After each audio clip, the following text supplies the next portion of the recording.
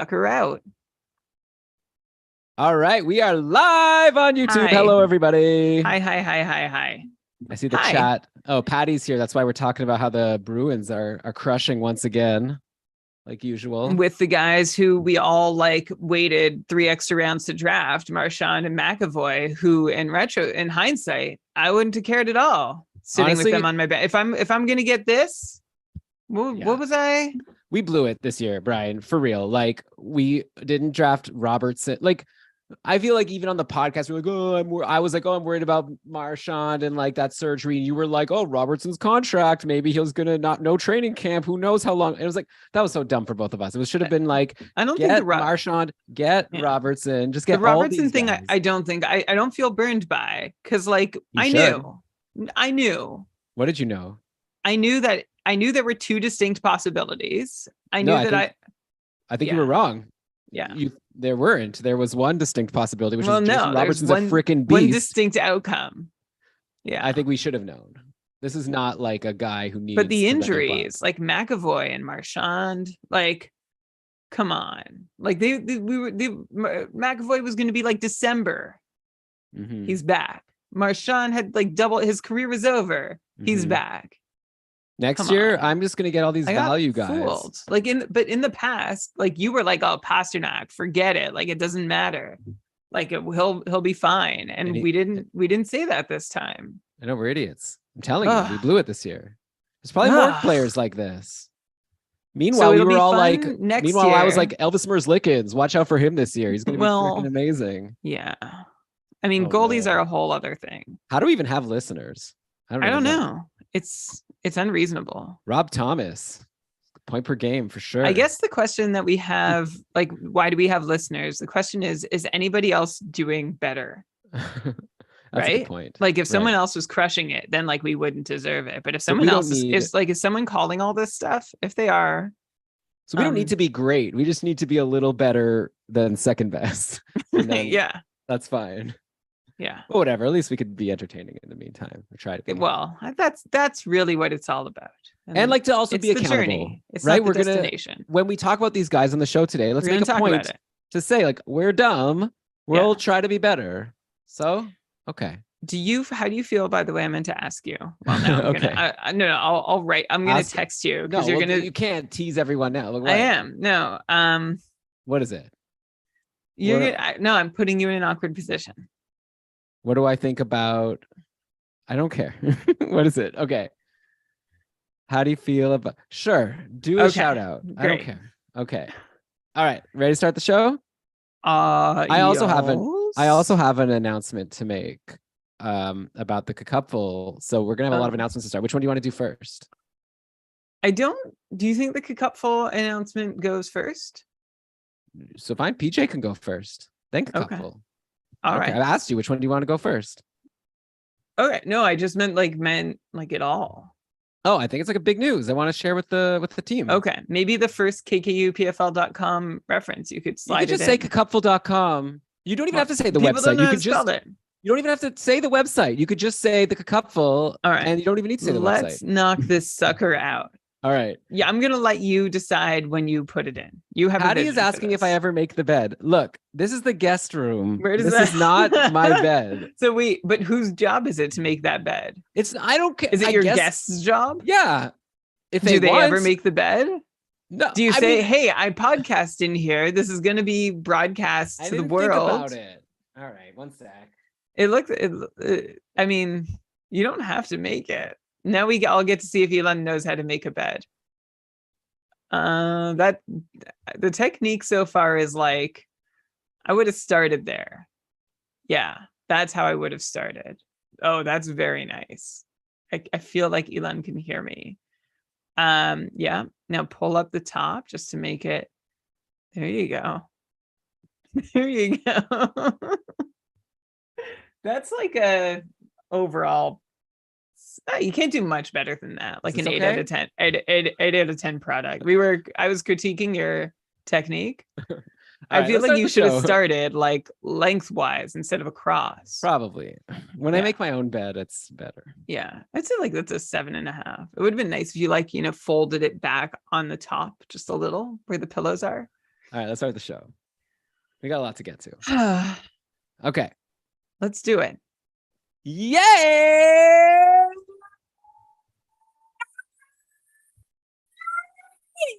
Welcome everybody to another episode of the Keep It Karlsson Fantasy Hockey Podcast, the longest running fantasy hockey podcast in the world, hosted by two guys, maybe the only two guys in hockey to not currently be out with a long-term injury right now. You know, that I know of. I hope you're doing okay, Brian. I'm your host, Dylan Dubrovsky, and with me, as always, to break down the tragedy that has been this past week of fantasy hockey, it is the fantasy hockey robot, the Poobah prognostication, the IPP MVP himself, Brian Com. What happened? Okay. Good try, everybody. I just had a microphone malfunction. I'm out. I pushed a button on my microphone. All right. Well, pretend like you're coming off of that energy. I will. I can't do it again. I need to start my track over. What? My recording track. Oh my God. I'm sorry. I grabbed the mic to tilt it and I pushed the mute button. So why do you have to restart your recording track? Because the recording stopped. It stopped sensing the microphone. The mic didn't. Oh. All right. Well, so start it over, whatever. By the way, the people who are watching on YouTube, yeah, it peaked and muted, but it'll be good in the actual recording. My Audacity got it. Zoom can't handle my energy. So Zoom messes it up. Zoom thinks we're having like a professional meeting here. And they're like, let me calm this down. Okay. Should I just hit record now, Elon, or do you want to start? I'll figure it out later. I don't want to start anything. Okay, here we go. Recording. I'm working. Elon, hang on. The bed. This is 7:50. Oh my God. I was supposed to start 20 minutes ago.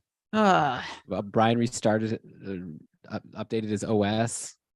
Is that anyway? All right. Okay. Oh no. And now what's going on? Oh my. Okay. That's all right. What's going on? Let me check the scoreboard. Bruins up 4-1. Who's this Connor Clifton? I feel like we got to talk about Connor Clifton. You focus on your audio. You can't laugh. This is for them, not for you. Oh, that's so mean. I feel so hurt. Oh man, Darcy Kemper really is he pulled? Looks like Charlie Lindgren is in now. Oh man, I actually am in a league in a matchup where I thought I was done. I should have just benched Darcy Kemper. Okay. I hope that I'm up and running here. All right. Okay. I'm not on long-term IR. That's what you said. Yeah, I said I hope you're doing okay. Yeah. Yeah. All right. Brian Com. Hello, Elon. Hello, everybody. Welcome to another week. Elon, I know how sad. It's been a sad week. It's been a bit of a sad week for all of us in fantasy. Well, for most of us in fantasy hockey, not for my opponent in my leagues this week, unfortunately. But we are happy to be here with you to share the mistakes we made, the lessons we learned along the way, so that we can all work to do better for the rest of the season and get our teams back on track. That's not what I was talking about. What were you talking about? Like a million injuries. Yeah. I'm talking about. You're saying the lessons and the mistakes we made and the lessons we didn't. Learned. Did you go rush to grab Jake Bean? No. Oh. I guess I should have. Yeah. All right, and did you draft Charlie McAvoy at the start of the season? That's an ouchery. That's not a tragedy. That's a nice thing that happened this week. Yeah, but do you have him on any of your rosters? No, I don't. I wish I did. Yeah, exactly. All right. Lessons so we're learned along the way. Okay, we'll teach people how to be better. But I mean, what did I do? Like I drafted Zach Werenski in a couple leagues. Okay, like was that a mistake or is that just like bad luck? He was having such a great game. Yeah. I was like, oh, this is good. Zach Werenski already a golden assist, like a period in. I'm cruising here. Next thing I know, oh, by the way, Zach Werenski's out for the season. Like, oh, I'll just go jump off the balcony. It came real quick. Like it did. I don't know. I've seen a shorter span of time pass between player injured and player out for the season. Like it was also, really sudden.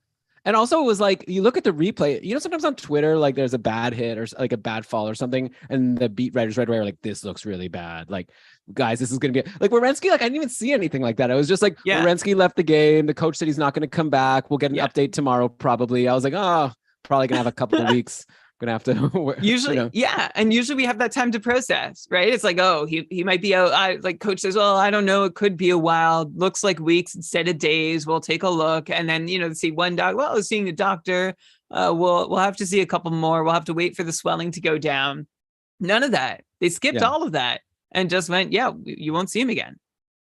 Well, That's it. anyway, we're still gonna have a fun show today. We'll talk about Jake Bean and all the other beneficiaries and all of the all the players that are better and all the players that are hurt from all these injuries and outjuries and everything else. That's what we do at Keeping Karlsson. Part 1, we're going to do the news. Part 2, we'll get to some hot and cold streaks. We're going to have a blast. Okay, first of all, a few announcements. First of all, Keeping Karlsson, very proudly presented by dobberhockey.com. Best website. Check it out. I use Frozen Tools to prep the show all the time. It's the best tools site. I don't even know what I would do if it went away. So please don't. That's dobberhockey.com. Okay. Next up, Brian, we have a special announcement about one of our awesome patrons, PJ, that you wanted to share. Yeah, it's November. So as some of you might know, I actually don't know if this is also an American thing. It's Movember. So people, it's been a thing. You grow mustaches for cancer. And PJ actually, as of a couple weeks ago, PJ is 2 years cancer free with no detectable cancer, as he said. He very openly shared his experience with cancer with our community when he was a part of it. And we even got there was a cool video that was part of that too, with some, I think Zach Cassian and Paul Bissonnette made some pretty impressive cameos in. Anyway, PJ runs an annual Movember campaign to spread awareness, to share his story, to help promote men's health. And he's running a fundraiser. And as part of that fundraiser, he also, like I said, shares his story and his journey with specifically testicular cancer. So if you would like to just learn more, for starters, about what PJ has been through, and then if that so inspires you to donate, wouldn't that be lovely? We're going to put PJ's Movember link in our show notes. PJ is a longtime listener and patron of the show. I think he's appeared on the stream scheme at least once, possibly more often. Yeah, a few times whenever they do those rankings. Yeah. PJ's been around for a really long time and is basically part of our family. We've made a donation and we hope you'll join us too. You can find PJ's Movember link in our show notes.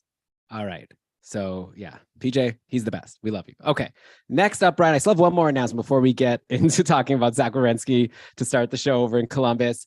We've made a big announcement. We haven't posted it yet as of the time of recording, but probably by the time you've listened, if you're a patron of Keeping Karlsson, if you're in the Cupful, the Keeping Karlsson Ultimate Patron Fantasy League, we've just dropped our big announcement of how promotion and relegation will work for next season. So, right now we have 8 tiers. Everyone's fighting to try to work their way up to tier 1 and become the ultimate champion of the world. And we've announced some big changes. So if you're a patron, make sure you go and check out the Cupful announcements to make sure you're aware. A couple just quick highlights I'll throw out there. Moving forward, if you win the President's Trophy, you're considered second in your division in terms of waiver priority. So we're trying to even it out a bit, because I know there's a bit of luck that happens sometimes in the fantasy playoffs. So obviously the winner of your league, that's the number 1. Number 2 is who won the President's Trophy. Then number 3 is who came in second place in the playoffs. The number 4 is going to be whoever had the most points in the regular season. So we're trying to give the regular season a bit more weight. That's one thing. The other big change we're making is that we're making it a lot harder to stick in a top tier. So tier 1, get ready for this. You might want to sit down. Only 4 people are sticking in tier 1 this year instead of 6. So get out. Yeah, but that means more opportunities for more people to climb out. And it's like that in all the top tiers. So if you don't, that's fine, right? If you're in a high tier and then you don't have the best season, you'll get relegated down and then you climb back up and you let someone else get a chance to be in a high tier. So our goal moving forward is to make it easier to climb and harder to stay in a top tier. So obviously you could look at the breakdown of exactly how it'll work for each division. Those are a couple of the small things that are part of our new promotion and relegation package. So if you're not in the couple, by the way, we have a wait list, and this is the time of the year where some people decide that, oh, my life's too busy, I don't have time. It's rare. We have a really good league with a lot of great people, but with 600 plus people, there's going to be a few people who just decide it's not for them. And so if you sign up for the wait list, we might be able to get you a team. So you could go to kakupful.com, kkupfl.com to find the link for that. Oh yeah, one more quick announcement. This is exciting for anyone playing. We have this thing called the fast track, where no matter what tier you're in, if you have the most points in all of the Cupful in the regular season, then you just get a fast track right up to tier 1 the next year. This year, there's going to be 2 fast tracks. And the second most points of all of the Cupful is going to go get a fast track to tier 3. So anyways, there's going to be more details posted, but just wanted to share with everyone all of the big stuff here that's happening over at Cupful headquarters. But Brian, with that, I'm ready to get KKUPFL.com. Yes, of course. That's where we host Keeping Karlsson Ultimate Patron Fantasy League. All of this, if you missed it, you can read it in the rules, which are up there, and find out everything else you need to know about our amazing league And like you could check out the standings, 2 and tier 1, find the 10 suckers who are going to get booted or slated to get booted from our top tier.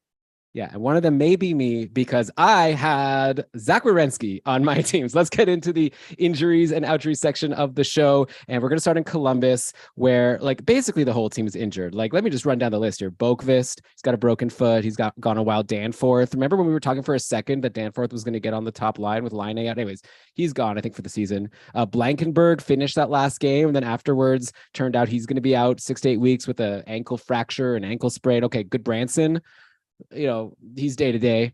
Another defenseman, if you're keeping track, Boqvist, Blankenberg, Goodbranson, that's 3 defensemen. Corrali's out. Voracek's out indefinitely. And then, of course, the biggest headline, Zach Werenski, labrum and shoulder separation. So out for the season. Huge blow. Werenski was in the middle of a huge game.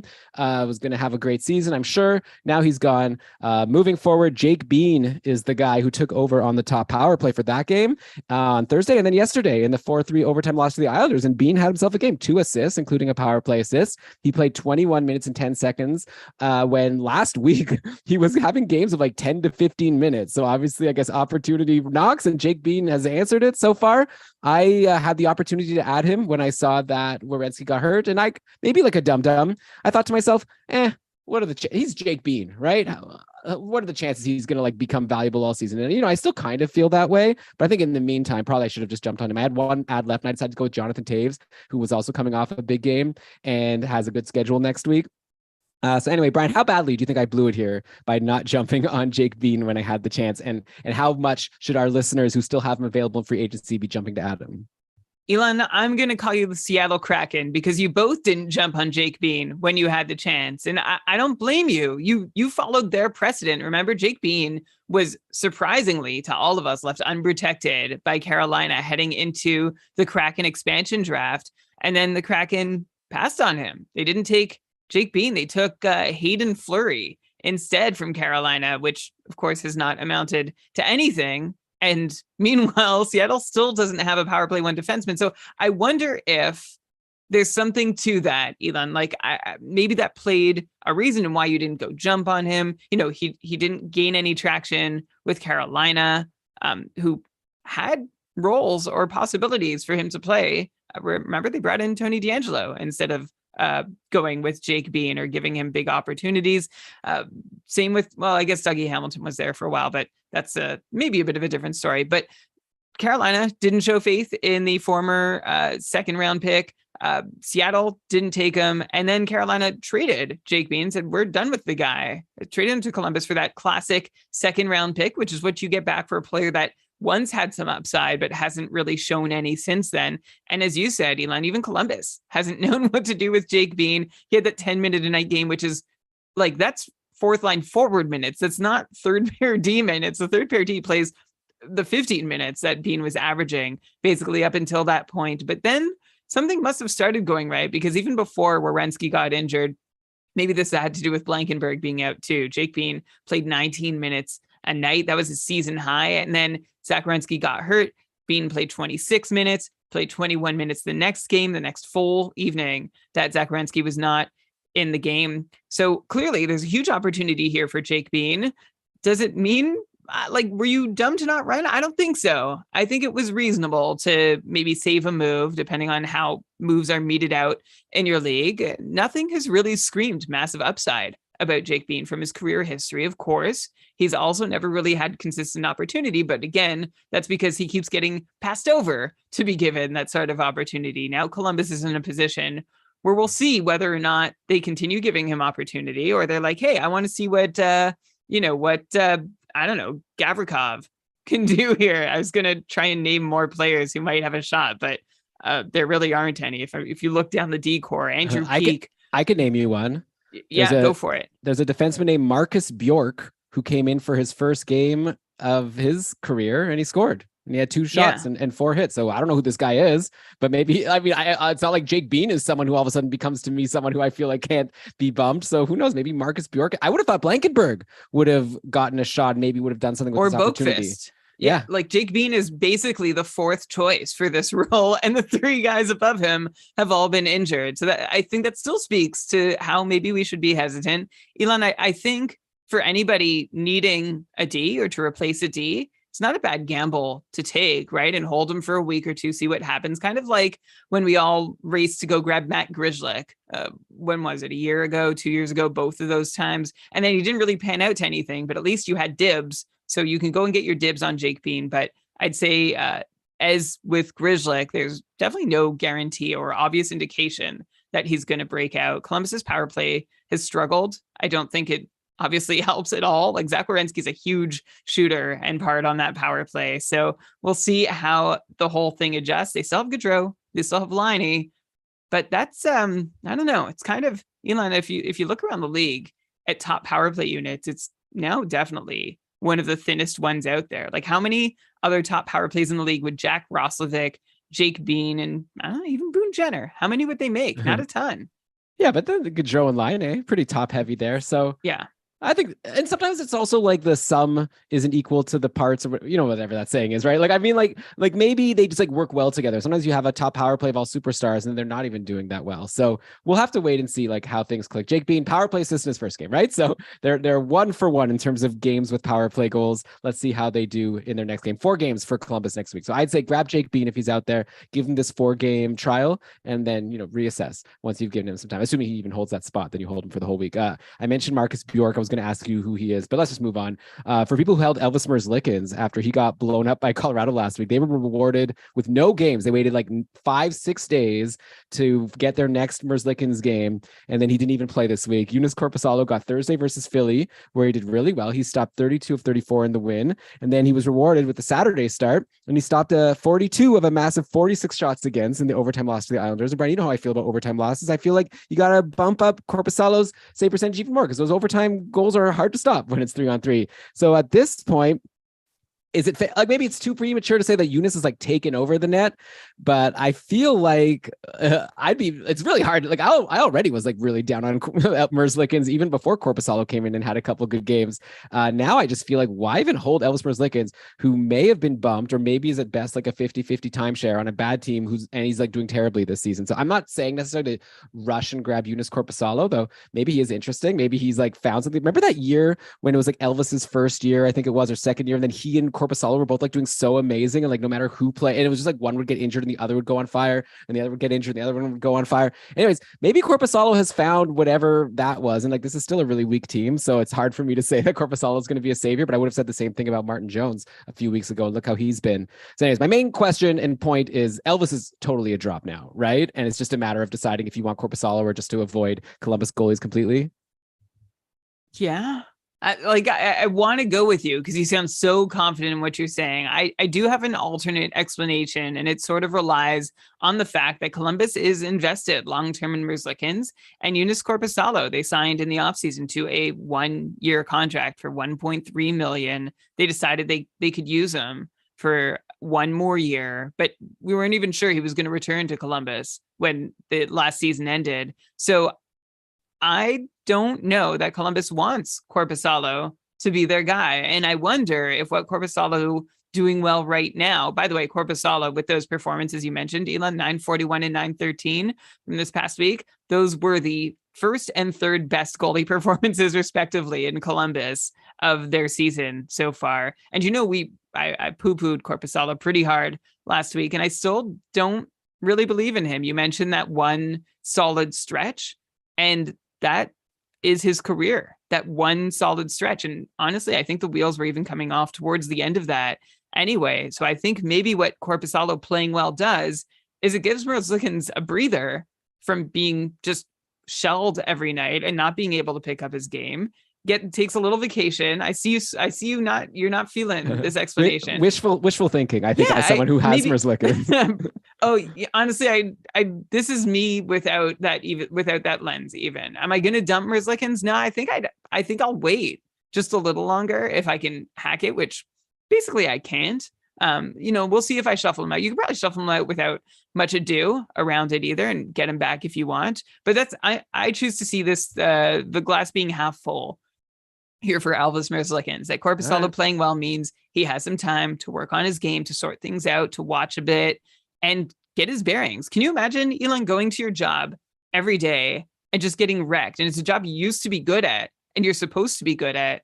like where's the chance for you to get back on your feet? So that's how I choose to see this. He's had like 2 weeks. Merzlikins. He's had 2 weeks to watch, I guess, and sit around. So we'll see. But I feel like, oh, fine, one more game. Come on, like how much longer are we can tell people? Like he's been terrible. Also, it's like you're waiting for him not only to get games, and then when he gets the game, he actually has to do something. Like I don't know, Brian. Like in this league where you have Elvis, if I may, and like whatever, no judgment. Your team's probably better than my team. But today I just added Cam Talbot, who we're going to talk about a little later. I feel like you should have definitely swapped Merzlikins for Cam Talbot a long time ago. Yeah, I mean, I guess it depends what you're looking for.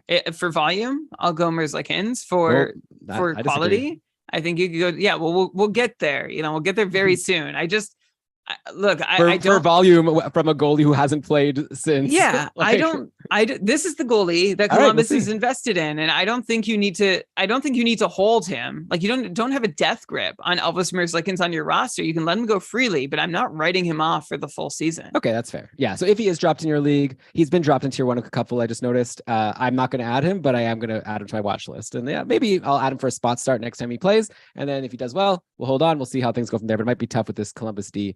Also, I'll just mention quickly, since we'll just do the whole show about Columbus, right? I got to mention Emil Bemstrom, right? He got the call up with all these injuries, and he's been producing in his 2 games, right? Like no points, but 5 shots versus Philly. And then he had a goal and assist and 3 shots versus the Islanders. He's playing on a high line, right, with Nyquist and Roslovic. So Brian, do you think, again, I said that Columbus is playing 4 times next week, maybe Bemstrom in a deeper league like the Cupful, maybe worth a look if you could fit him in your roster for like 3 out of those 4 games? Yeah, Bemstrom has looked really good in the AHL so far this year. 7 goals, 7 assists for 14 points in 10 games with Cleveland, the monsters of the AHL. Deployment is definitely a problem, though. If you're not playing with Gaudreau and Laine, who are playing together, you're kind of nowhere in Columbus. So that's where Bemstrom finds himself. And remember, we did see 41 games from Bemstrom last year, 10.5 minutes a night. He had 11 points in those 41 games. Maybe he gets a little more deployment, like some more minutes this time around, but I don't know the line mates are going to be any better. And that's a concern. But Elon, as you said, 4-game week, you could try him for the first game, maybe the first 2, see how far he goes. With his success in the AHL so far this year, that's big. That shows that maybe there's a step that's been taken. It's just going to be hard to produce anywhere off of line 1 in Columbus. Yeah. Like I wanted to mention Bemstrom, but I would let someone else grab him, and I get maybe someone who's a little bit more established. But that's just the way I play, I guess. Another D injury and goalie outjury to cover now in Ottawa, similar to Columbus, right? So the D in question is Thomas Chabot, who hopefully is not as bad as Zach Werenski, but he is on the IR now, so it looks like he'll be out at least a week. We'll have to see. Yeah, he was hit from behind versus Philly. So it was also versus Philly. I don't know. Maybe it's dangerous to play this team. Anyways, so Chabot wasn't a practice today. Andrew had already wanted us to talk about Chabot. She asked us to because he'd been really cold, right? Like Werenski had scored in that game and got hurt. Actually, Chabot did also score in the game where he got hurt. But before that, he was pointless in 6. So I was going to ask you, Brian, so I might as well still do it. Like if Chabot hadn't gotten hurt and I brought him up in the streak section of the show, would you have said not to worry? Or were you starting to have concerns about Thomas Chabot and the season that he was putting together? No, I wasn't starting to have concerns just because, I think if I haven't said it enough, like my expectations for Chabot are very low. I mean, like Ottawa hasn't been doing great as a whole. Offensively, they haven't been terribly consistent. Although the offense looks pretty good. I think they've just run into some hot goaltending at times when they have been looking like they deserve a few more goals. Just a sec.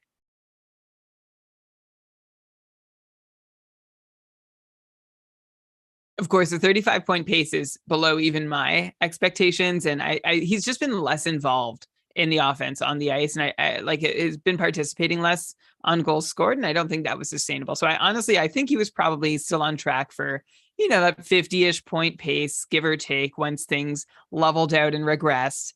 But that's about it that I expect from Thomas Chabot. So that's so not too bad that for him to get injured. Question. Yeah. So you're not crying if you have to put him on your IR because you were probably like struggling deciding whether you wanted to hold him anyway. In the meantime, I guess the new Jake Bean in Ottawa is another Jake Sanderson. He took over the top power play for the Sens in the game where Chabot got injured. He put up his 3rd straight game of 3 shots, which is nice to see. No points, though. Overall, he has 7 assists in 14 games on the season. Still no goals. He's a rookie, high pedigree guy. Brian, let's say you're looking at your free agency. You need a defenseman. You could grab Jake Sanderson or you could grab Jake Bean, 2 guys who are going to potentially get a shot on the top power play for a little bit with an injured star. Who would you take? I think I'll take Jake Sanderson just because his opportunity seems locked in, even though I don't know that Shabbat's injury provides a whole lot of new opportunity for him. Like the challenge for Sanderson is that Shabbat was playing too many minutes as it was. Like Shabbat was averaging over 25 minutes a night, but the last two games before he got hurt, Shabbat played 32 minutes and 29 minutes. And it's unreasonable the way that the Sens are lean so hard on Thomas Shabbat. And what I'm saying about how that impacts Sanderson is I'm not sure all those minutes can go to Jake Sanderson or any one person. So this might not be a big bump in opportunity for Sanderson, who, by the way, is also getting plenty of power play opportunity, still more on the second unit type share of power play time, but still decent. And he's actually done very well with the time he's had. 4 power play points in 14 games. That's a 23 power play point pace. And I'm actually not sure that he's going to be able to do better than that, even if he were to get, say, the 55% deployment instead of the 45% power play share of minutes in Ottawa. The good news for Ottawa is that Sanderson has looked like really confident, really poised with the puck. He still makes some rookie mistakes that you'd expected 19-year-olds to make on the blue line, but really he is also doing a lot of things that you wouldn't expect a 19-year-old. Like he's making a lot fewer mistakes than you might have thought Jake Sanderson would. So I don't think Shabbat being out is going to spike Sanderson's points. I think his value could at least stay about the same as it is now. And maybe, of course, gets a bit of a bump. Like I can't rule that out completely. Someone who might do a little less than Jake is, I'll also mention Eric Brandstrom, who might be the other, like the guy who takes Sanderson's power play spot, right? Like Shabbat gets knocked out, that moves Sanderson up the pecking order, and then Brandstrom gets to enter the pecking order. Maybe he gets a bit more opportunity to produce here. And also keep an eye on the rest of the D-core, which is just some other guys for getting more minutes and maybe putting up some peripherals. I know they called up Jacob Larson from their AHL team, and I don't have much of a scouting report on him. I would just keep an eye on the Ottawa minutes, keep an eye on the Ottawa peripherals, and Sanderson is gone in every league I'm in already before this injury, but Brandstrom might be the guy that you might be able to capitalize on adding to your team. Yeah, I don't know. He burned us a bit last year because Shabbat got injured and Brandstrom did get the top power play when it was just one top power play and he still didn't do anything. So I don't know. I'm just going to say Jake Bean. Out of these Sens defensemen or Jake Bean, I'll take Bean right now. Also, like Werenski out for the season, so that Shabbat could come back at some point. Since we're here, I guess I said I was going to bring it up. Cam Talbot had a good game versus Philly, right? He's up 38 of 39. Meanwhile, Anton Forsberg, the last time we saw him, he dropped his 5th game in a row on Thursday. He led in 4 goals on 41 shots in the overtime loss to Jersey.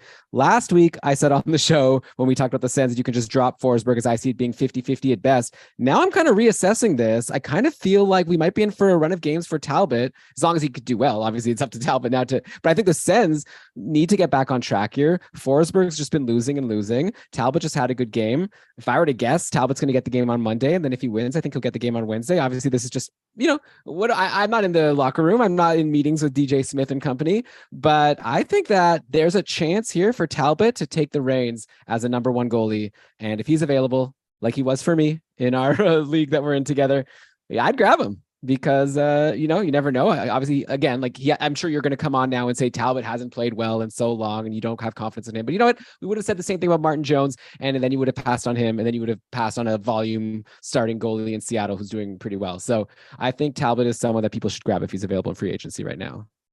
For sure. Yeah, you can go grab Cam Talbot, and I'll say it for sure. I'll say that also, but the bad news for anybody tending Twine for the Senators right now is that the top pairing's out.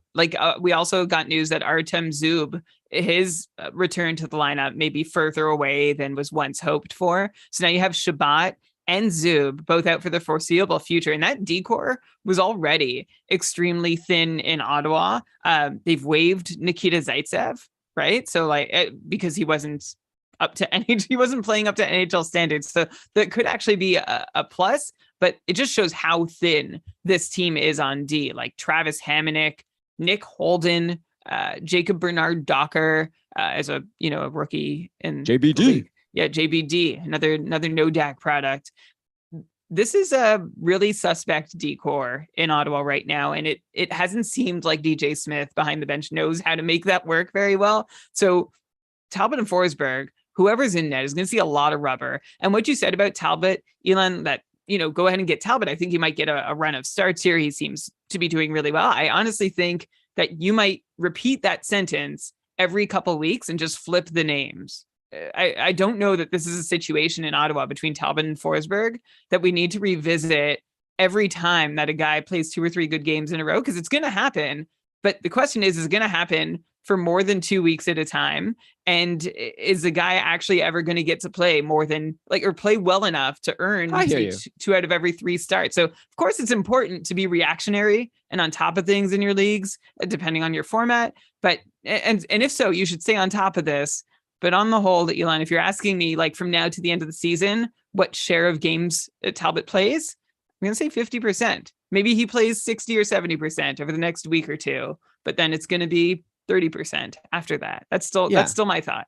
Yeah, I mean, again, at the end of the day, it's a hunch thing, and you're right, Brian. But the thing is, I just feel like we have a small sample size right now. Talbot's been hurt for most of the year. So I feel like I'm not going to just jump to this conclusion that it's 50-50 now. I think that let's see what happens. And I think I'd rather just have Talbot while we're seeing what happens. And then you're right. If in a couple of weeks, Forsberg is doing better and he's getting starts, then I'm not going to bring up on the show every single week who's getting more starts in Ottawa. But for now, I feel like this is an opportunity. Forsberg's been bad. Talbot, is just back now, and they did just trade for him. So I feel like the Sens would be very happy for Talbot to prove that they made a smart trade and to give him some games. So obviously he has to earn it. So we'll see. He's someone I would definitely jump on right now. So the team that I said beat up on Forsberg in his last game was the Devils. So let's go to the Devils, where Vitek Vanacek was hurt. Looks like he's going to be fine, by the way. So we don't need to talk about it. I just wanted to bring it up to let people know that already Nico Dawes was called up and sent down. Kira Schmid got a game, but Vanacek is back. And we already said last week that Blackwood was out long-term and you should jump on Vanacek. So I still feel this way. We talked about how New Jersey is such a strong team, and Vanacek is going to be their volume starter. So definitely get him if he's somehow still out there for you. I wanted to also mention a forward quickly on New Jersey. We've given a lot of love to a lot of players, specifically Nico Hischier, right? He's just having this amazing season. Who would have thought he'd have more points than Jack Hughes at this point? And I believe in Nico Hischier. So I think it's starting to become time to look at his line mates and jump on them just because they're playing with Hischier. And one guy that's on fire right now, right along with Nico, is Thomas Tatar. He had a goal and an assist versus Arizona yesterday. That brings Tatar to 9 points in his last 7 games.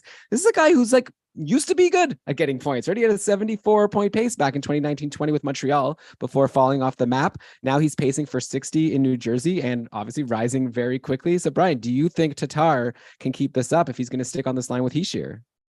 Yeah, and that second part is the real key. If he sticks on this line with Hischier, I think Tatar is going to be in really great shape. And obviously, I'm frustrated. As someone one of our patrons on our Discord server predicted, I am mad that Tomas Tatar has forsaken me. This is what I hoped for last season from Tatar when he first came to New Jersey. I thought, oh, great, he's going to have either Jack Hughes or Nico Hischier as his center, and he's a good winger for one of them. And of course, somehow he wasn't a winger for either of them. And now, this season, that Tatar is playing with Hischier, 60-point pace with 0 power play production so far. And I think this is entirely because of the line he's playing on. Nico Hischier, we've talked about, he's been extremely productive. And you have to give Tatar credit, too, for what he's contributing to the line.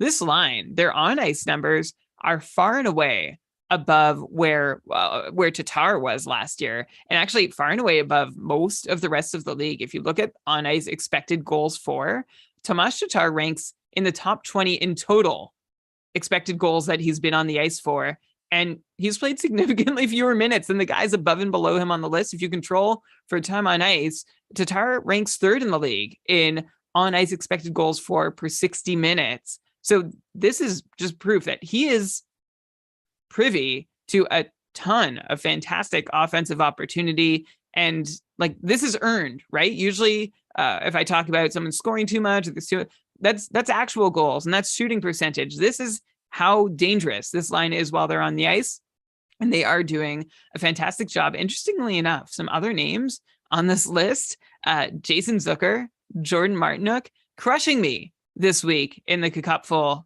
by my Jesse Severe of Fantasy Hockey Life. Just really those guys. So I'm actually wondering if this is an interesting stat to look at to find some other sort of under the radar guys. Elon Miles Wood is also up here in the top 20. Someone you we talked about mentioned him last week, Eric Haula, who's sort of been on our radar, Carter Verhaeghe's in the top 22. It's a really interesting list, and someone we'll also get to, Michael Bunting, is in the top 25 with Austin Matthews. So this describes players who are on the ice for a lot of grade A offensive chances, given the time that they actually spend out on a shift. And Tomas Tatar looks really great that way. So good for Tomas Tatar. I think 60-point pace with no power play production, I think this is sustainable. He's just got to stick with Hischier. And so long as it's clicking, that's great. I think he will stay there. And I think Hischier is going to make sure it keeps clicking. So Tatar seems like someone you should probably go ahead and grab.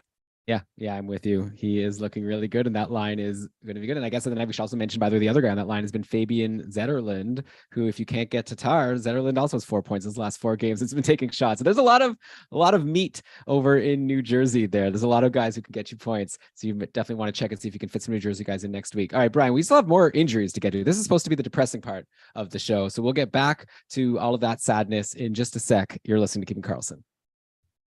All right, we are back, Brian. Let's go to Carolina, where Teuvo Teravainen was placed on the IR on Saturday, joining Frederik Andersen, who got hurt earlier in the week. So those are 2 big names down for Carolina, though I can't imagine the Teravainen managers are that concerned. They were probably thinking of dropping him, like I said about Shabbat, right? So now they get to just stash him in IR. Hopefully he has a nice break and refines whatever game he's lost this season somehow. Of course, though, Teravainen did have 2 assists versus Edmonton in his last game. So that could have maybe been the start of something. Hopefully he's not out too long. So here were the lines in the 4-1 loss to Colorado. And I should just say that this doesn't matter because they lost 4-1, and the lines actually started with Stefan Nason. Brian, last week, I believe you said Neeson or something. But anyways, I looked it up. It's Nason. So we're going with Nason. He was playing with Aho and Svechnikov to start the game. And then they already started switching it around mid-game. And then it was Aho with Nichas and Svechnikov, leaving Nason to play with Jarvis and Kakaniemi, which in other words is there was one good line and then no one that's interesting in fantasy at all. So assuming they stick with what they did mid-game, and obviously we'll just have to keep checking, gamedaytweets.com and see what the lines are before every practice for Carolina as they're trying to figure things out. If it's going to be Aho, Svechnikov and Martin Necas as the top line, that just leaves nobody, right? Like Seth Jarvis is somehow 36% rostered on Yahoo still. He's pointless in 4, like a major snoozer to me. I don't know why anyone would be holding him. He's also off the top power play for a long time now.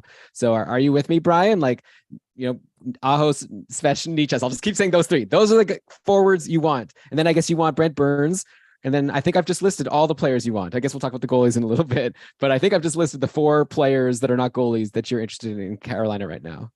I'm going to throw out 3 more, Elon, and it goes back to what I just said about on ice expected goals for Jordan Martinook, Jordan Staal, and Jesper Fast all have points in consecutive games. I know this only, this isn't because you haven't been combing, with a fine tooth comb all the numbers, because Martinook and Staal are on Jesse's team against me. Are you mentioning these names just to say they've done well, or to actually recommend that people should be looking to add these players? I'm curious to see. They each have points in consecutive games. Their line is producing a lot of quality chances. Maybe this is just an as of late thing. And I'm not gonna burn my roster down so I can get Jordan Staal, Jordan And I'm not going to burn my roster down so I can get Jordan Staal, Martinook, or Fast on my team. But in a deeper league, if you're looking at Stefan Nason, I would also take a quick peek. I'm not one of these 3 guys. I'm just going to say right now, I am not co-signing this. And if you add one of those 3 players, don't mention me in a tweet. This is such a reversal of roles. You're always talking about wanting to add Jordan Staal, and I'm saying no. I am? Jordan Staal, maybe years ago. This reminds me of I joined the short shifts a couple of weeks ago or last week, and Ben asked me about Nick Jensen, and I was like, he was like, Nick Jensen's gotten points in a couple of games. So I was like, what? Why are we talking? That's how I feel about this. I guess for Fast and Jordan Martinook mentioned, but okay, those are names that Brian's throwing out there. Let's talk about the goalies. Okay, so Anderson's out. Everyone rushed to grab Ranta. Ben and Lewis recommended grabbing Ranta, and for good reason. When the goalie gets injured, you want the backup because he becomes a starter. It's a good team. I mentioned in the Discord, I'm not saying I was right, but so far I feel pretty good about this take that I'm not so into adding Ranta for two reasons. Number one, it's just hard for me to imagine him be like, even if Anderson was out for the season, I just don't see Ranta being a volume starter. I feel like if they play him more than 50% of the games, they're risking him getting hurt. Like he's just too brittle. I'm sorry. So I just feel like he's not going to be a volume starter either way. And then also there's the fact that Carolina, like even whenever I do stream in Antti Ranta for a game, and even if he wins, he still doesn't give me many fantasy points because Carolina just doesn't let in that many shots generally. And also let me throw out a third reason. This guy, Petr Kochakov, might be pretty good. Okay. He was a 36 overall pick in 2019. So he's still pretty young. He's only played one game so far, but he was really good. He's up 20 of 22 versus Edmonton in a win. My prediction, and again, this is like Brian's prediction with Ottawa. We have no way to know. So it's just a gut feeling. I think it's going to be 50-50, Kochakov and Ranta until Anderson is back. So that kind of makes neither of them that interesting to me in terms of someone to rush to add. It's just like another tandem on a solid team and you stream them in. But yeah, if I had Ranta, I wouldn't feel too bad about dropping him, but maybe you'll tell me that I'm being dumb. And like, obviously you want Ranta right now with Anderson out, and I would definitely respect that. Yeah, I think I would prefer Ranta to like, well, I'd take him to Talbot. I think he's going to start more often and more reliably. Wow, lots of polite disagreements on this episode. I like it. I also like the take that the Canes aren't going to run Ranta. And we've also talked about, I mean, I guess, look, if I want wins, I'll go Ranta. If I want volume, sure. Like Talbot is probably going to make the saves in one game that Ranta takes 2 games to make. And we talked about last week the trouble of having a goalie on a really strong defensive team that you let in 2 goals on 20 shots, and it's not pretty numbers at the end of the night. But for Kochakov, I'm interested in watching what this guy does. Strong numbers in the KHL before coming over to North America last season. Had a good AHL debut last year. A little cup of coffee in the NHL for Kochakov. He went well enough. 906 save percentage over 3 appearances. And this season so far, in 5 appearances with the AHL's Chicago Wolves, Kochakov has 911 save percentage. His pedigree seems like maybe he could be something. There's no like this guy's supposed to be a sure thing blue chip prospect, not the way we've heard about other Russians coming over like Samsonov or Shesterkin or even or Sorokin or even Askarov most recently. And again, Elon, I don't think I'm going to say that it's 50-50 between Kochakov and Ranta, but I think it's a good observation that it may not be Ranta running the table here, especially since Carolina, they're not a team that needs to lean too hard on their goalie to win. Yeah, and they can't afford a Ranta injury. So I just think it would be a mistake.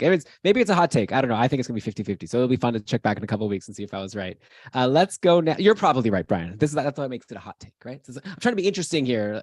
Trying to make a cool podcast that says something different. I'm a little stung by your dismissal of that Carolina line. I just want to go back to them. I thought of a comparison. No, we don't have time to talk about these guys more. Just for a second, you talked about Emil Bemstrom earlier in the show. No, I just threw him to you. Okay, fine. So what is it? Fast, Martinuk, and who? Jordan Stahl? Or Emil Bemstrom, assuming you get the same number of games played between them. I don't want any of them. I don't know. Well, okay, so that's it. That's what I'm saying. Like you brought up Bemstrom because you thought there was something discussion worthy. I brought up these guys. I thought they were discussion worthy. Okay. Not saying run out and get them. I'm not saying they're not discussion worthy, but I asked you if you're bringing them up just to talk about their production, or are you recommending them? And you said you are recommending. That's the thing where I'm throwing some disagreement on. So maybe that was the wrong reaction from me. I will revise it. I'm bringing them up just to talk about their production. And maybe if you're in a deep, for Bemstrom, I said, if you're in a deep enough league with those 4 games help, do it. Same with these guys. Okay, I'd probably prefer Bemstrom, actually, now that I think about it. But I hopefully you could do better. Maybe you could do better in Calgary. There's another random name I'm going to throw at you. Okay, so Jonathan Huberdeau has been injured, and I was going to talk about, it was like really weird, right? Because he was in a walking cast, but they were saying it was an upper body injury. But then now it turns out he's actually fine, and he was at practice today, and he says the walking cast was just because of some like bruise or whatever, but he's like totally fine. So in practice today, if I go head on over quickly to gamedaytweets.com here, we were seeing that Huberdeau didn't go back to his spot on the top line. So while he was gone, there was a guy named Adam Ruzicka who had taken Huberdeau's spot both on line 1 and power play 1. So in practice today, Ruzicka sticks on line 1. Huberdeau is playing on a line with Backlund and Trevor Lewis. Okay. I'm not, I'm just like, I'm just reading this. Okay. I'm as baffled as you, listener. Okay. Then Kadri centering Manchapani and Milan Lucic. Milan Lucic, top sixer, of course. So these are the lines that they're going to go with, I guess, for the next game. The top power play, Huberdeau is back. So Huberdeau did bump Ruzicka from the top power play. And who knows? Obviously, like a game hasn't even happened. I'm just telling you practice lines from today.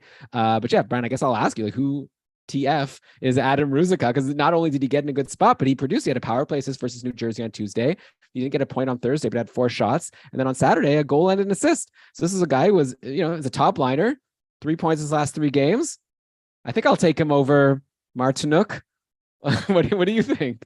Yeah, maybe I will. I mean, all these guys are really on the fringe there. Adam Ruzicka is a pretty interesting look. Much better. I'm glad you pulled him for us to look at. The 23-year-old from Bratislava, Slovakia, was drafted in the 4th round by Calgary back in 2017, 109th overall. No relation to former Boston legend, not really, Vladimir Ruzicka, whose own kid is actually named Vladimir Ruzicka, believe it or not. Funny Vladimir Ruzicka story, Elon. I had a stick at home from Vlad. He broke his stick in an NHL game. He got mad. I guess he tossed it into the stands or something. And he pulled a Matt Sundin. He pulled a Matt Sundin. Yeah, but like I like thinking back, I'm like reviewing the facts as I say it out loud, because he would have gotten in trouble. Maybe like he threw it into the bench or something. And the equipment stuff, I don't know. I don't know how my parents would have been sitting close enough to receive the stick, but I remember being really young. They brought home a stick from Vladimir Ruzicka. I thought it was the coolest thing in the world. Anyway, back to Adam. Adam Ruzicka has been really well in the AHL last couple of years. 41 points in 44 AHL games for Stockton in the last 2 years, including 11 goals and 9 assists for 20 points in 16 AHL games so far this year.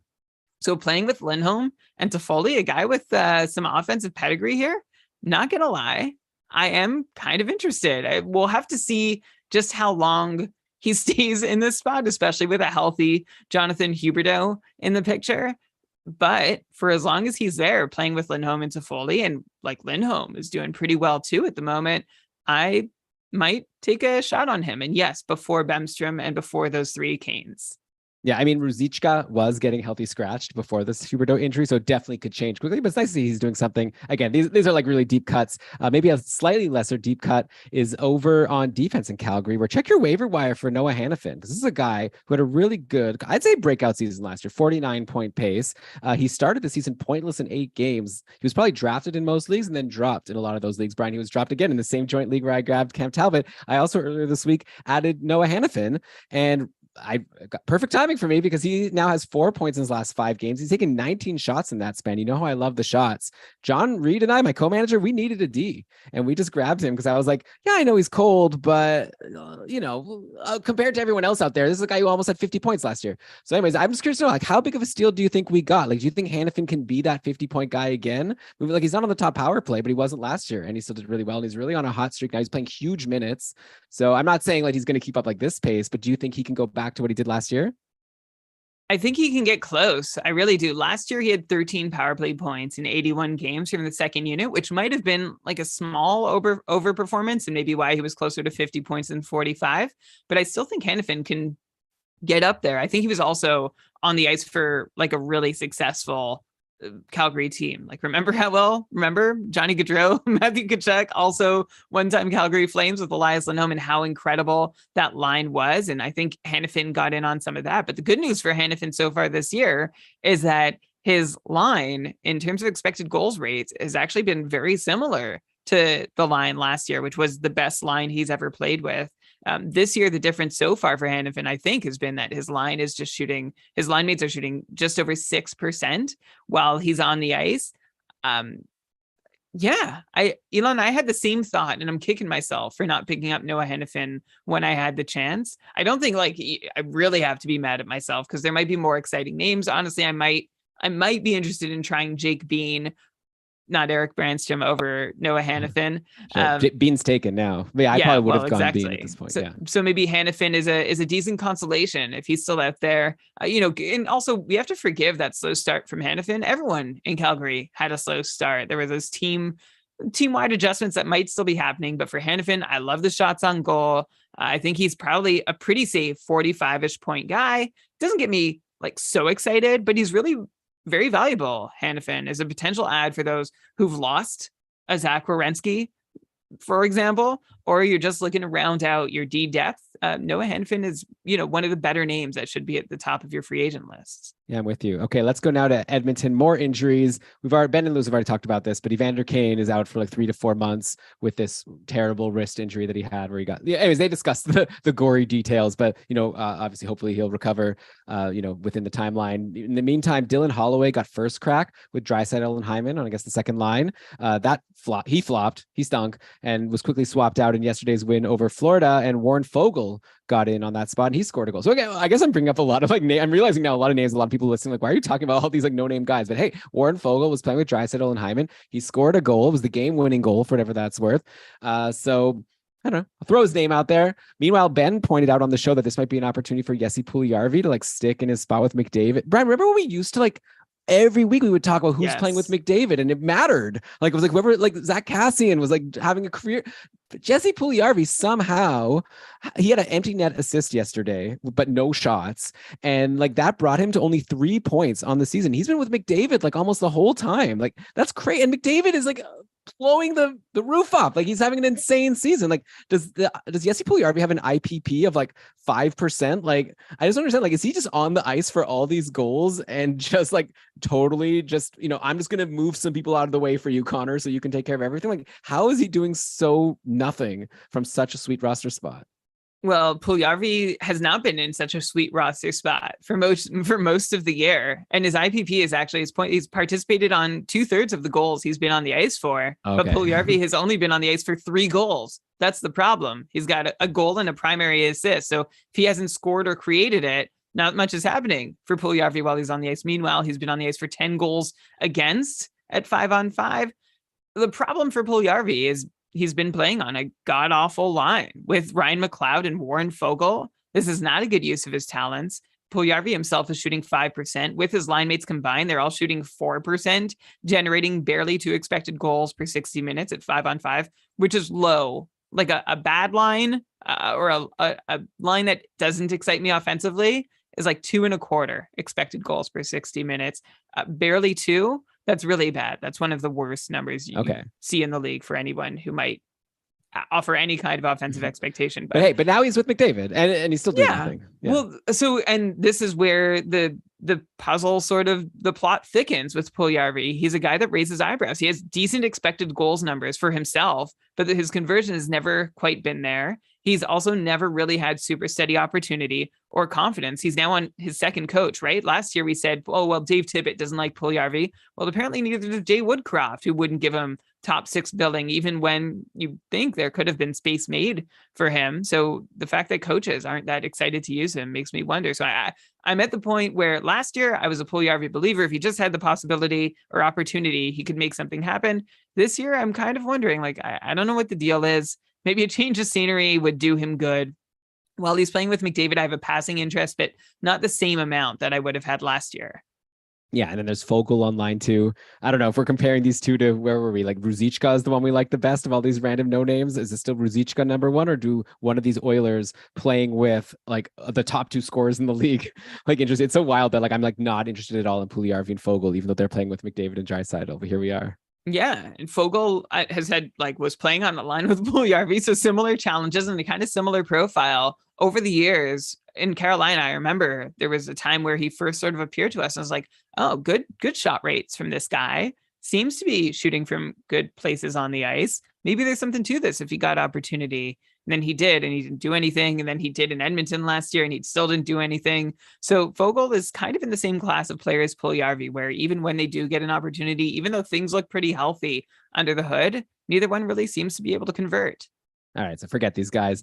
Here's a big name that you shouldn't forget about in Edmonton. Stuart Skinner. Okay, come on. Another huge win. He's up 40 of 42. This is after Jack Campbell got destroyed by Carolina on Thursday. Like, when is Skinner gonna Husso Campbell's Binnington, right, and take over as the starter? Like, how has this not happened yet? I guess, the contract, whatever. I'm not even gonna like actually like dig into it. Like, what is there to say at this point, right, Brian? It's so clear that Skinner is better, and I would add him in fantasy just because I don't think Edmonton could keep playing Jack Campbell much longer without the fans just rioting, right? Like maybe I know that like Campbell had an interview and he was like, I know I need to be better, whatever. Like, maybe he'll find like he's like Merzlikins to me right now. Like I would not too interested in Campbell. I'm really excited in Stuart Skinner, and I'll throw another name at you so at least you can talk about two at a time here. Tyson Barrie. Holy cow, 2 goals on Saturday, turning into a draft steal. He fell so far in drafts. We all just assumed he wasn't going to hold power play 1. And even if he did, he maybe wouldn't even do that well because last year was such a disaster. But he's now pacing for 62 points and climbing very quickly. Seems to me like at this point, Barry's like a sure bet to be on track for at least 60 points, if not more. Like he's just been so amazing. And like, I don't know, pour some cold water on me. Like I feel like if you could try to trade for Tyson Barrie now and convince the manager that they're selling high, that would be a good idea. But maybe you'll tell me that it is actually a good time to sell high. It's just such a good spot for him when he's producing. So first on the goalie situation, nothing's changed, Elon, since last week, right? Where Campbell is struggling, Skinner's doing well. The question is, as you said, when is Edmonton actually going to let the scales tip towards Skinner? And at this point, neither goalies really, like, the goalies are dictating with their play. Campbell is not doing anything to tilt things back in his favor, and Skinner's doing his best to make the seesaw work even more in his favor. So it is just a matter of when coaching staff gets on board, or if they ever will, with the investment they've made in Jack Campbell and that they chose, I guess, not to make in Stuart Skinner. They had him going into this offseason. They're like, you know what? We need a goalie signed at a pretty expensive contract for the next several years because Stuart Skinner is not going to be the guy. I don't know at what point they're ready to do an about face and say, oops, we got that wrong and Skinner's going to start while Campbell backs up. I think they probably want to keep giving Campbell opportunities to find his feet, find his game, but there's no sugarcoating how bad Campbell has been. And you also can't ignore how freaking good Stuart Skinner has been. It's funny, the Oilers finally have a goalie, Elon, but they must be in knots about it because it's not the way they expected it to happen. You just got to go with it, right? Just like, good, Skinner's your starter, Campbell's your backup, go win a cup. Like, who cares? Don't fret. It doesn't matter how the money is being allocated. You have these 2 goalies. I think Campbell is a very solid backup to have in order to go on a cup run. Yeah, a very expensive backup, but yeah, solid. And if Skinner if they do try and give Skinner the bulk of starts and he falters, look, you still have Jack Campbell. He's got a chance at being able to step in and do a decent job. Shams in the chat is asking, would you drop Campbell for a streamer like goalie? See, depending on the format, if we're talking about Campbell as maybe a 50% timeshare goalie, yeah, I think I would. He's not doing well when he does play, and his share of games is only going to drop. It would be really hard. I don't know if I actually could, Elon, on my own team. It, again, depends on the kind of league you're in, but if I had Campbell on my cupful team, I'm not 100% sure I'd be ready. Like, I'd be able to. Would you? Well, it depends who's available, obviously. When we're talking about streamer, I do like if you to could get just stream in goalie starts instead of have Jack Campbell.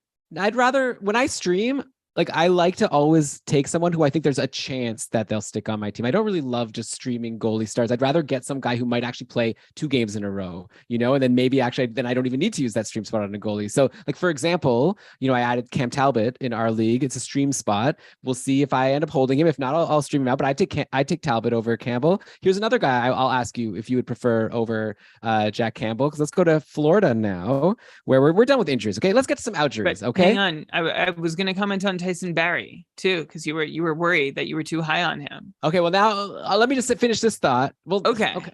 Well, okay. Now it's like, should I edit point this? I don't know. You didn't need to. Okay. Well, now you should. Well, I don't know. Sometimes if I said so fine, go ahead. All right, sorry, Brian, I'm getting ahead of myself. I was answering your question, and then I wanted to move. I thought I had the perfect transition, but cool. No, let's get to Tyson Barrie, and then we'll get back to talking about Campbell versus Talbot versus this other goalie that clearly everyone knows who I'm about to talk about. Free transition note, Elon. Tyson Barrie's dad, Len, once played for the Florida Panthers, so you can use that in the transition at the appropriate time. Tyson Barrie, his power play numbers are a little high. The power play is really clicking while he's on the ice, even for accounting for the fact that it's the Edmonton power play. He's also scored twice on 7 shots, which is more than I would have expected, but that's not huge, right? So if you're saying, could we expect Tyson Barrie to be 60-point player the rest of the season for starters?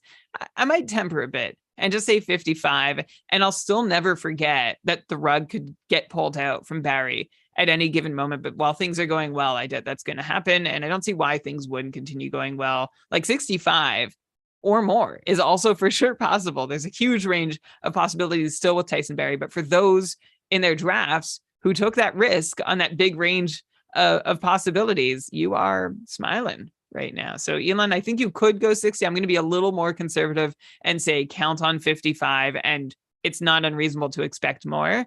But in any case, it's a really great time for Tyson Barrie and anyone who's got him. And we haven't been able to say that for a while now. Yeah. Well, I don't know, Brian. I have Chris Letang I'm planning on bringing up later in our streaks section. I already complained to you about how I should have tried to trade him for Erik Karlsson when I had the chance. Obviously, I've missed that opportunity. I'm assuming you'll tell me I shouldn't trade Chris Letang for Tyson Barrie.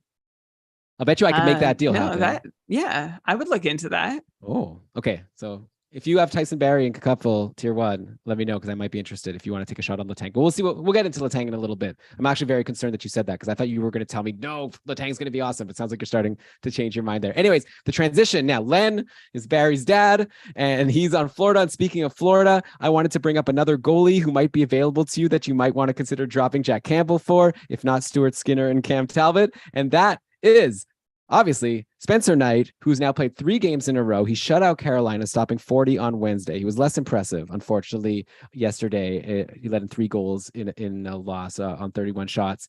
There was a tweet from George Richards on Saturday saying that Knight starts Saturday, and Maurice said he and Sergei talked all about it. That's, of course, Sergei Bobrovsky, and plan is for Bob to go Tuesday versus the Capitals. So Florida plays 4 times next week. My guess is that just Knight and Bob will, split. Knight will play, or Bob will play Tuesday. Knight will play Thursday. Then they'll probably, share the weekend games, and then we'll just be back at square one of who's playing better. And my prediction is Knight's going to play better, but it could go either way. So as exciting as it is that Knight played these last 3 games in a row, and if you had him, you got something good there. I'll bet you I'm more confident in this going back to 50-50 than like Edmonton or, which maybe is dumb because I know Edmonton wants to be 50-50. And so far Edmonton has been more 50-50, and Florida's the one where we've actually seen Knight get more games. But my hunch is that it's going to be over now, and they're going to do everything they can to get Bobrovsky going.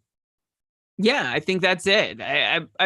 While Spencer Knight, though, at least we should note that this is the first time he's really played, and it hasn't been a huge stretch, but Knight, I don't think has been this good for so long, like over such a large stretch of time in his career so far. So we're not about to jump the gun and say Knight is ready to take on a big workload, which is what you're saying. It's 50-50 at best for Knight, but a 922 in 7 games has at least put him in that conversation for Bobrovsky. And even if Spencer Knight plays well, yeah, I can't see him playing more than half the games unless Bobrovsky really stinks. And this year, Bobrovsky hasn't been great, but he hasn't been like backbreakingly bad. So I think so long as he's a serviceable goalie, which more or less has been this season, then Bobrovsky is going to hold on to at least half the starts, meaning don't rush out to get Spencer Knight unless having, just a couple, like a start a week or maybe 2 with good numbers is something that helps you, which it can in a lot of leagues.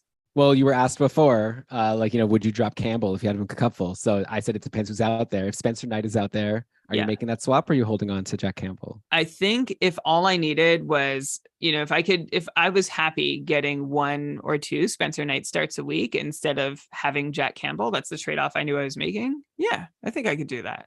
Yeah, you don't have to worry as much, I guess, because you at least know kind of what you're getting with Knight. I guess Campbell has that upside, but man. Anyway, since we're in Florida, I wanted to come here because of the ouchery of Aaron Ekblad. He returned yesterday in the loss to Edmonton. He had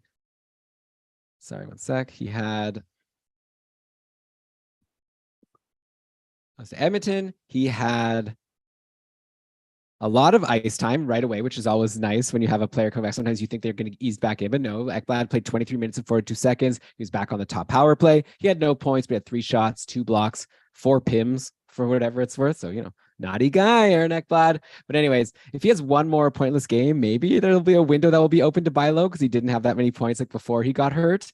Because I don't know. I think he'll be fine though. Like I'm definitely into Aaron Ekblad. I think he's really awesome. Though it is interesting that Brandon Montour was also on the top power play in this game versus Edmonton's. They were running 3 forwards, 2D, which feels so archaic. Like compared to Boston now, like doing 5 forwards. Now imagine like this old school 3 forwards, 2D on a power play. But yeah, Florida was running Barkov, Kachuk, Reinhart, and then Ekblad and Montour. Montour didn't get a point versus Edmonton before he had like 2 huge games, 3 assists versus Carolina and 1 goal, 3 assists versus Anaheim. Of course, yesterday with Ekblad back, Montour's ice time kind of plummeted, right? Like he went from 27 plus, which he had been getting before, to like 22 and a half, which is pretty close to what Ekblad got. So I'm not saying this is like a terrible amount of ice time, but I don't think we can expect Montour to keep producing at those monster numbers now that his ice time is going to be diminished, and we'll see how long he even holds the top power play spot. There is like Sam Bennett, there's Anton Lundell who might want to get a shot at some point there. So Brian, let's say this would be too crazy, right, to ask you like to see if you would prefer Montour or Ekblad. I guess you'll probably say Ekblad for sure, but what do you think about Montour for the rest of the season? Let me ask you that then, if my first question is too boring. Do you think like maybe he won't be like point per game, but do you think we're looking at like a 50+ point defenseman here for sure? So just a question about your Ekblad versus Montour. Like you're saying it's too boring. Is that because you agree with me that you'd rather Ekblad than Montour? Yeah, I feel like you'll just say like obviously Ekblad, Okay. but I don't want to diminish Montour and like not even have any conversation about it. I just want to make sure you were on the same page and you weren't like, am I crazy to think? Because I would be interested in your perspective, but it sounds like we're on the same page there, even though Brandon Montour looks pretty good, right? And I think something's changed with Brandon Montour going into this season. He only played 18 minutes a night last year. This year with Ekblad out, Montour took on huge responsibilities, playing often between 26 and 30 minutes a night. And he was winning shot share battles while doing it. So things are going well for Montour, both in the time when he's on the ice, he's doing well. He's not just eating minutes because there's no one else to do it in Florida. I think Montour has probably earned a lot of confidence from new coach Paul Maurice that maybe he didn't have last year when he was on that 37-point pace, playing honestly as many as 10 minutes fewer a night. I think the best case scenario for Montour, and this is best case, and I don't think it's likely case, but the best case is that he can be the Devin Taves to Aaron Ekblad's Cal McCarr, but I don't think that's actually going to happen. The thing with Montour is it's really hard to say because he's in a new situation this year, right, where he seems to have more trust from a new coach and is getting looks on the top power play. And from the bulk of what we've seen from Montour is a new situation on top of the new situation. And that new situation, like, right, with Ekblad out, it's even more different. And now Ekblad's coming back. So we don't have a whole lot of data on what to expect for Brandon Montour, assuming things are more or less smooth and even keel the rest of the way. So I think what I'm going to do for Montour, Elon, you said could we expect him to be a 55-point defenseman? I'm going to drop a marker at 50 points. I'd rather, like, just to say, I'd rather have him than Hanifin. I'd rather have Barry than Montour, but I also don't think it's impossible that Montour gets up to 55 points, but I definitely wouldn't have him any higher than that. All right, fair enough. Higher than Noah Hanifin, it sounds like you're saying, but maybe like in a similar ballpark. So maybe now's a good time to try to sell if you can get like a huge return for him. Yeah, get excited if you have Ekblad. Don't worry about how he was pointless in that last game. I think you're going to see good things from him really soon. Brian, I guess we do have to call ourselves out a little bit here. I think it was on the last show we kind of were saying Sam Bennett, forget about him, or we were like definitely low on him, and he just like went off last week. He had a goal versus Anaheim, a goal and assist versus Florida, 2 goals versus Edmonton, 14 shots over those 3 games. This was after he had only 1 assist in 8 games. It's not like we were coming out of nowhere, and he's playing on the third line lately. Like this whole hot streak is from the third line with Colin White and Eetu Luostarinen, and from the second power play. So I kind of feel like we had the process right, but somehow still, well, like, what were we supposed to say for a guy on a super long cold streak in a bad situation? But I guess we just didn't believe in the skill that Sam Bennett showed us last week. So I don't know, is this something we should have foreseen if we were like better at our craft, or are you still going to stick with like Sam Bennett, like is not going to be that great? And if anything, now's a great window to sell him. I like the idea of being intro and retrospective to what we said about Sam Bennett last week. And yeah, we did sort of forget about him, or said to more or less forget about Sam Bennett. Maybe if I'm looking back, maybe the thing we missed is that Sam Bennett had just 1 goal on 42 shots, which is a 2.5% shooting percentage versus his usual 10%. And since then, he's worked towards evening that out with 3 or more shots. Well, actually, in And since then, Bennett has worked toward evening that out with 4 goals on his last 14 shots. And those 14 shots in like his last run again, that's not new. Bennett has 3 or more shots in 13 of his 15 games. And yes, that includes a nice quantity of away games, which is our concern that away scorekeepers were not as generous with attributing shots to him as his home scorekeepers were. Now Bennett is shooting 9% on the season. And I think one reason why we dismissed him, and the reason it's still active, is that just not loving his line situation. You mentioned he's playing with Colin White and Eetu Luostarinen and is on the second power play. It's not a beautiful thing. And we also saw Bennett nosedive more or less through the second half of last year. I love that the shots and hits are still coming, Elon, and maybe we just didn't give him enough credit for that. But the way I see it, any points he can put up are gravy. And I'm still not sure how much you could keep expecting. He's a tough guy to project. Right now, I'm finding all of Florida a bit confounding, by the way. I feel like they're a hard team, just like Calgary. There's just such a big change in the offseason that we still, usually within a handful of games or a few weeks, you can get a sense of where players and teams are going because you have the backstory. In Florida, we don't. We're missing it. And that's making it trickier for someone like Sam Bennett. I still am not getting crazy excited about him. I don't think there's a whole lot he can do from line 3 and the second power play, but I'm glad some shot regression is happening and the shots are still coming. By the way, Elon, someone else on Florida who I don't know, have we struggled to project Carter Verhaeghe? We at least need to shout him out. He's been on fire lately, 12 points in 9 games. This is someone slow start this year, bad year last year, and we were trying to preach patience, say, hang on, the whole first line is snake bit. Hold on to Carter Verhaeghe, even though it's really tempting to let go. And he's rewarded you. 6 goals, 6 assists, again, 12 points in his last 9 games. And those 6 goals over 9 games have come on 31 shots, which, gives him a 19% shooting percentage. But that's not obscene. And I think one of the buried leads might be, if you're only focusing on that, is he has taken 4 or more shots in 5 consecutive games now. 23 shots for Verhaeghe over his last 5. Which is really exciting. It's great to see him shooting the puck again, putting up points. And if somehow he's still available and your league has not caught on to him after getting real cool on him to start the year, then you should really go make sure he's on your roster. Yeah, I think at this point, if you're going after Verhaeghe, it's because you're going after him in trade. I don't imagine that there's many leagues out there where he's available. But Brian, let me take a chance to be the Brian here. I'm just checking here. 63% roster on Yahoo, so maybe available somewhere.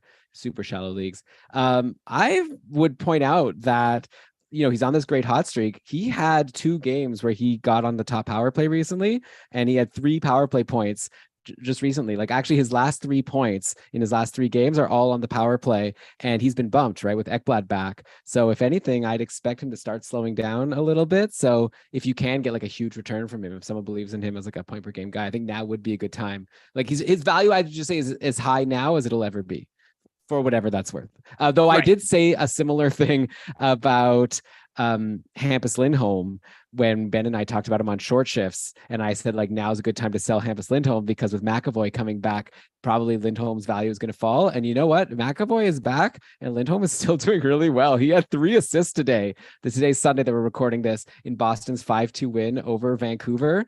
So like, McAvoy had 1 assist. Like, I again, kind of like with Ekblad, like, I'm really into McAvoy. I think he'll be great. But Hampus Lindholm is kind of like who do you like better between Lindholm and Brandon Montour? I guess that's actually a fun comparison here, because both of them were doing so well while they were manning their team's top power plays. Now they're going to get relegated probably, but still showing us that they can put up points. And in fact, actually today, Lindholm had a lot of power play times. Let me just actually bring up here the last game lines here over on Frozen Tools. And it looks like, so yeah, they were running.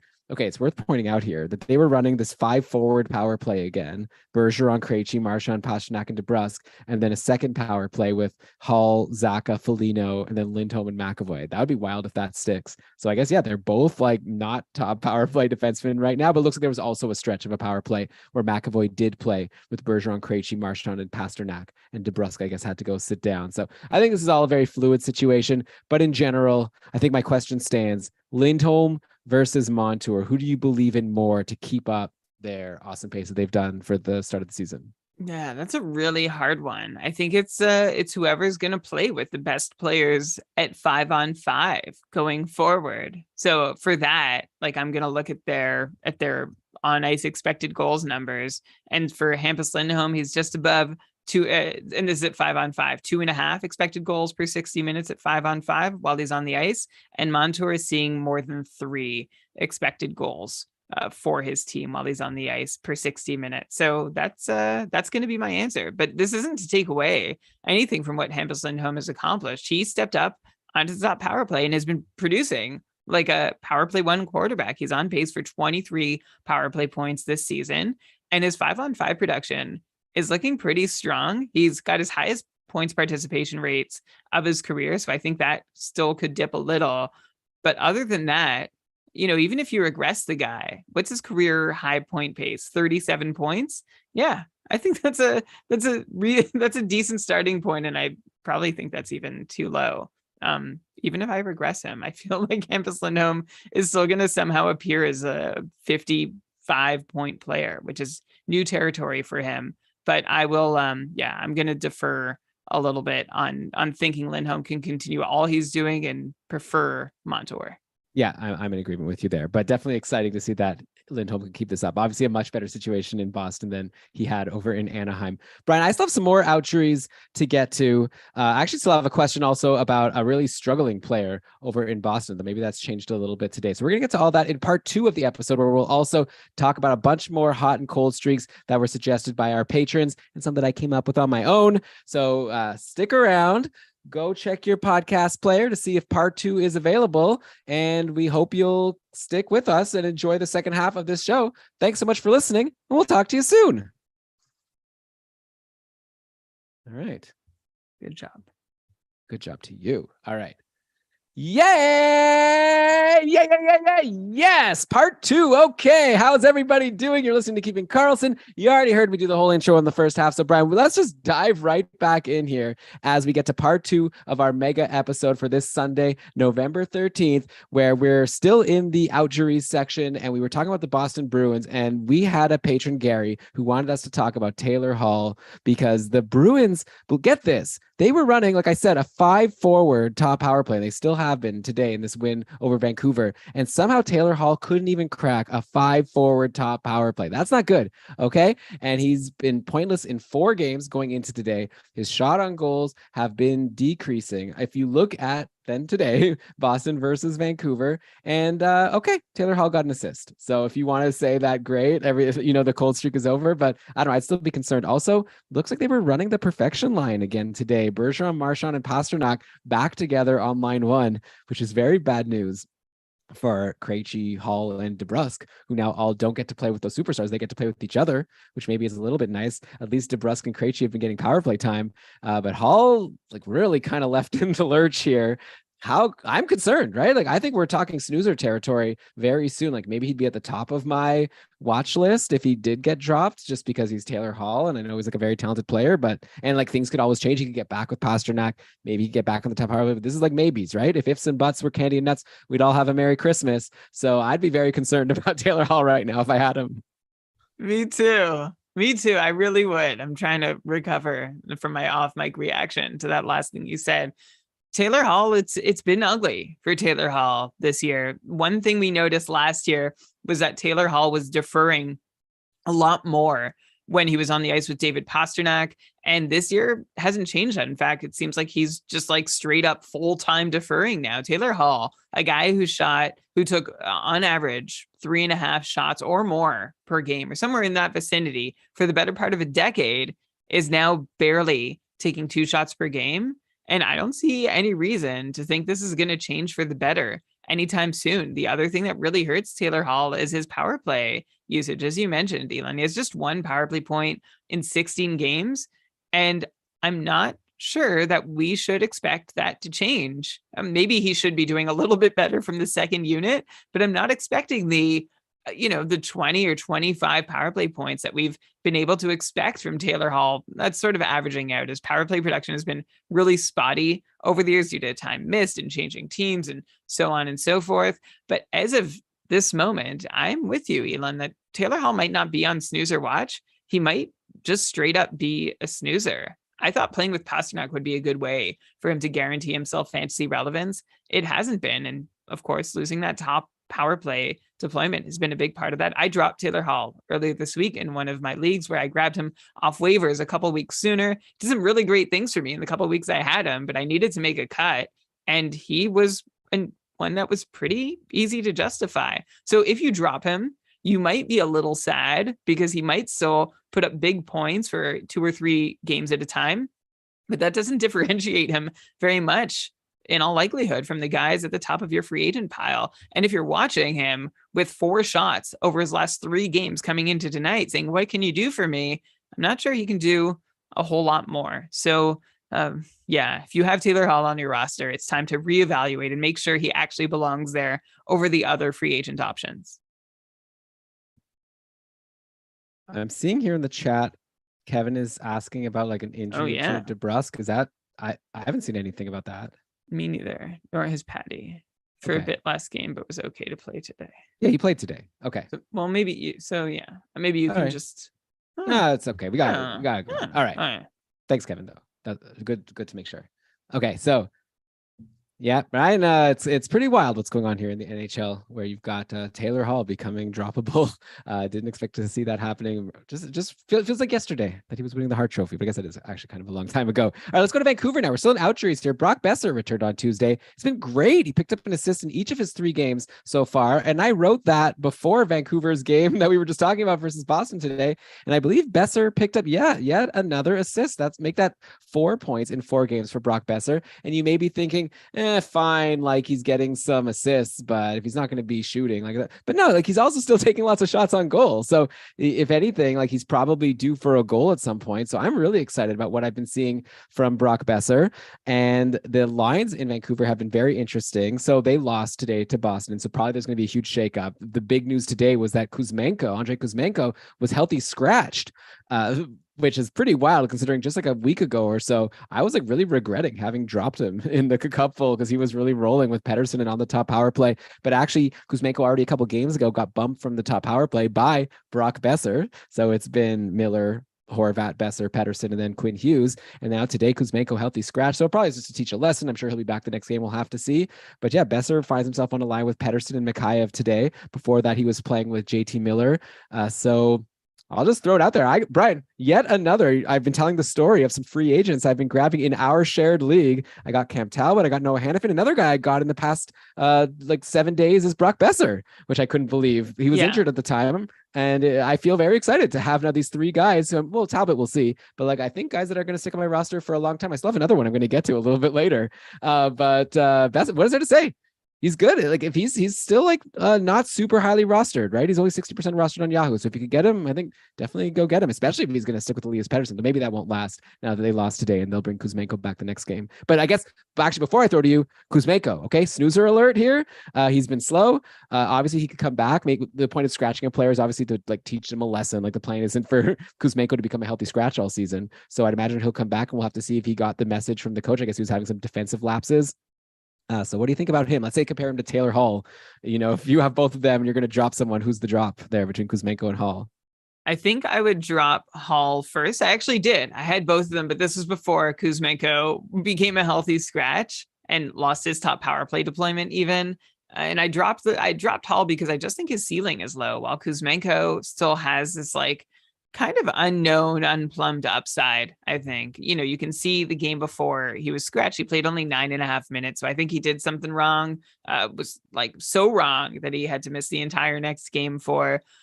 And I actually don't know this is a move Bruce Boudreau uses a whole lot. So it does concern me about Kuzmenko. I am like really carefully considering how much he belongs on my roster. I'd like to give him another game or two to see what happens coming out of this scratch. I would do that. Yeah, that's exactly what I plan to do. And that's why, and I would drop Taylor Hall to give him those extra couple games, even though Kuzmenko's situation looks really dire right now. Elon, I can't remember how many guys really ever get healthy scratched and then come back and do well. Like we saw Hronek. The rest of the Hronek did it last year, and then he was worth holding for a really good stretch. I think he was like the best recent example, but like he wasn't like a superstar, but he was like healthy scratch. Then he came back and had like 5 games or so in a row with the point. I remember I was really excited to get him out of free agency. Yeah, I wonder if anyone can think of somebody who like has this trajectory during a season. Like it's a pretty bad sign for that they're going to be fantasy relevant throughout the whole rest of the season. Like, to me, this changes my expectation that maybe Kuzmenko will get hot again, but then he'll go quiet and not be totally rosterable the rest of the way. For Brock Besser, though, by the way, like, you can have Cam Talbot. Who's the other guy? Oh, Noah Hannafin. You could have those guys. I am mad that I missed out on Brock Besser. No goals yet either. 8 assists. He has no goals on 22 shots. It's not what we'd expect from Besser. He probably has a couple more assists than we'd expect because of his points participation, but trade those off and you're still having Besser at like the 65-ish point pace that he's already on, which is right where we expected Brock Besser to be and is definitely fantasy relevant. So there's no reason for him to be a free agent. If you're in one of the 40% of leagues where he is, go and snap him up. Yeah, definitely.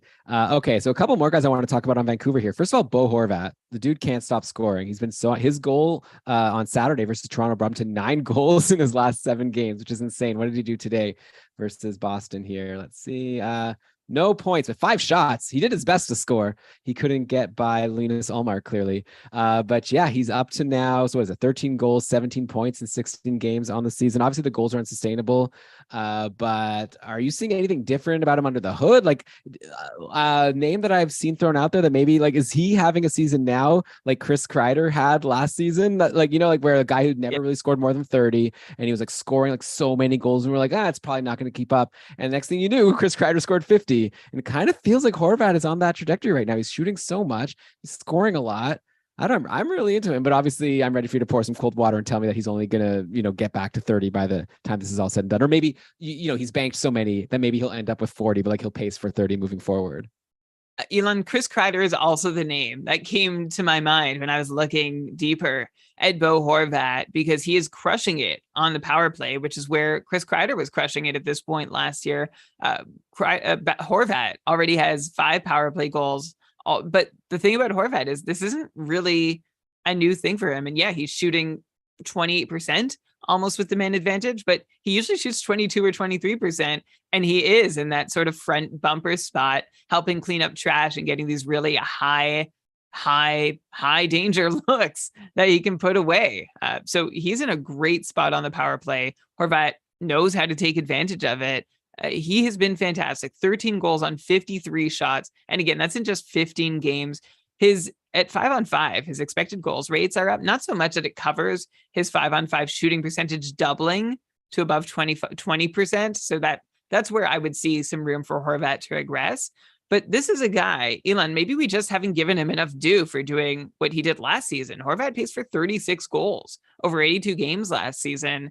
That was good. And I think he did it pretty sustainably. So this season, I look at his numbers. Horvat seems to be on track to do at least that again. I wouldn't rule out 40 goals, and that's a pretty impressive feat, considering that he is sort of playing in, well, a very blendy kind of top 9 situation in Vancouver. But that power play time is really where he feasts, and I think he's an unsung hero in leagues where you get really great credit for power play goals over the last couple seasons. Yeah, man. And if you're in a league that also counts face-off wins, Horvat must be like at the top of league scoring right now. I'd have to check one of those. Okay, on the other side for Vancouver, by the way, Brian, something really eerie happened while you were talking about Chris Kreider and how he scored all those goals in the power play. He literally just scored a power play goal for the Rangers. They're up 3-0 now. Have you heard about the thing where John Hamm, when he's being interviewed by the Blues broadcast, Ivan Barbashev scores? No, but I have like 3 consecutive times. Oh, well, I have Barbashev right now. I'm streaming him for Monday, Wednesday, and Cupful next week. So hopefully they'll get John Hamm on the broadcast. I wouldn't mind. But okay, sticking with Vancouver, that's pretty eerie. Demko sucks. Okay. I'm just, I don't know. I could do a whole lead in. Like Demko once again played today versus Boston. Once again was bad, letting 4 goals on 27 shots. So that's now 11 games. And do you want to count? Do you want to guess the number of games out of those 11 where he's let in fewer than 3 goals? Listener, I'll give you a moment to think and try to think out of 11. How many? He's got to have at least one of these. 0, none. Every game, 3 or more goals. 3 is good for Thatcher Demko. Today was 4, unfortunately. He couldn't meet his like best, which is 3. Most recently, before today, he stopped only 24 of 29 in the 5-2 loss to Montreal. I mean, what are we doing here? Like, are we buying him cheap? Like, he's got to be dirt cheap. I've been getting questions about people wanting to drop him, and for good reason. Like, are we, I don't know. I guess it's like with Merzlikins. You could probably say the same thing. Like, you expect him to get all the leash in the world. I'd expect even more than Merzlikins, considering, how great Demko has been over these past couple of years. But man, this is brutal. How do you hold on to this guy that's just burning you game in, game out? It's really hard. And what do you do, especially if you invested big draft capital in him and you look at the guys, the skaters drafted around him, probably doing pretty darn well, and you not getting the value that you want out of Thatcher Demko, who in 10 starts this season, just one of them has been quality. And that's going into today, Elon. So I haven't done the math. It was not quality. It was not. So now his quality start percentage is below 10%, which is crazy, right? Even in a small sample, we usually don't see quality start percentage in the worst case fall below 35%. So Demko has been just egregiously bad. Here's the thing. According to his expected save percentage, he's just playing a little bit below it. He's actually outperforming Bobrovsky by this measure, believe it or not. But well, to be fair, and I know you always say this, I always feel like I need to not correct, but like point out expected save percentage. You're talking about even strength at 5-on-5. So today, for example, Boston scored 2 power play goals. Bergeron and Marchand, you scored a power play goal. So yeah, you could then. But I mean, at some point, you also have to say like you should probably stop a puck shorthanded. Sometimes it would be helpful, which he hasn't done. He's got a .686 going into today. It's probably worse now. Shorthanded save percentage. So yeah, he's getting crushed there. And I think what I said about Demko last time, it holds somewhat true, that Demko, like that, you should expect penalty kill save percentage to be something that fluctuates over time. Right now, it's just going down in one direction, but I don't think this means that Demko is going to be this bad all season on the penalty kill. The other thing that stands out in Demko's numbers is this is easily the worst defense he's ever played behind. This year, his expected Fenwick save percentage is a .934. This is all, by the way, on evolving-hockey.com, if you're looking for where I get these numbers. So .934 expected Fenwick save percentage this year compared to previous years, .942, .938, .940, .946. Way back in his first 9 games in the league. So this is bad. Things are going poorly, but Demko is actually holding up pretty well given the difficulty of 5-on-5 shots. It's on the penalty kill where he's really struggling. And I think, Elon, I would why not kick tires, send a buy low, see how low you can get him by someone who's just frustrated and think of dropping him anyway. It might not be a sure win because there are some problems with Vancouver, but we said this exact thing last season, right? Vancouver just looked so irredeemably awful, and then they came out of it, and Demko was really valuable at that point. So maybe you can catch him on the up. Yeah, that's the thing. Like if you trade for him, you're giving assets, and also you're potentially risking that he just continues to like hurt you. Right? Like when you have him, it's not only like he's not doing well, he's like actively hurting your save percentage, giving you negative points in a cupful. So you have to be willing to take that risk. But yeah, obviously we've seen the upside in the past, and I don't know. Yeah, this defense is really bad. Hopefully Vancouver can turn it around, but I don't disagree with you that he's someone that definitely should be better. Okay, a couple more goalie outjuries, and let's get to these streaks. Okay, Jake Ottinger returned, had a rough outing versus San Jose on Friday, crushed it today versus Philly. Nothing to talk about. I think he's amazing. Like you're happy to have him back for sure. In Chicago, Petr Mrazek returned. He actually looked really good on Thursday versus LA. He's up 33 of 35. Arvid Soderblom has also been good. He was good versus Anaheim on Saturday. He's up 39 of 41 in a 3-2 win. So I'm guessing 50-50 moving forward. That's my guess. Like I don't think it would be crazy for them to try to play Mrazek as a starter just because I feel like he's like a Ranta, right? He's just going to get hurt. So I feel like go 50-50, and maybe streaming these Chicago goalies isn't so bad, or not as bad as it seemed like it would be at the start of the season. Like they've been okay. Next week they play Monday, Wednesday, Saturday, Sunday. So I think if you add Mrazek, you're going to get 2 games, probably Monday and then one of the Saturday, Sunday is my guess. There's always a chance you could get the Wednesday if they decide to give him the extra start. So if you need goaltending, I'm more confident right now in Mrazek than Demko, which is definitely not something I would have said at the start of the year. Wow. Yeah. Like I want to disagree with you, Elon, but I can't. And I'll go a step further and say I'm more confident in Soderblom than Mrazek. So like that really, this just displays our zero confidence in Thatcher Demko at the moment. And of course, Soderblom and Mrazek are both going to get blown up while they play. But I'm with you, Elon. Why not? Why wouldn't Chicago try and get some mileage out of Soderblom and just, give him some reps now to start building that career track record and history and knowledge and lessons and experience? I think maybe the only reason that Chicago might want to try and play Mrazek a little more, although maybe it's to not play him that much, is because, he's on a 2-year contract, but maybe they would like to use him as a trade chip at some point, but he's not a really great trade chip.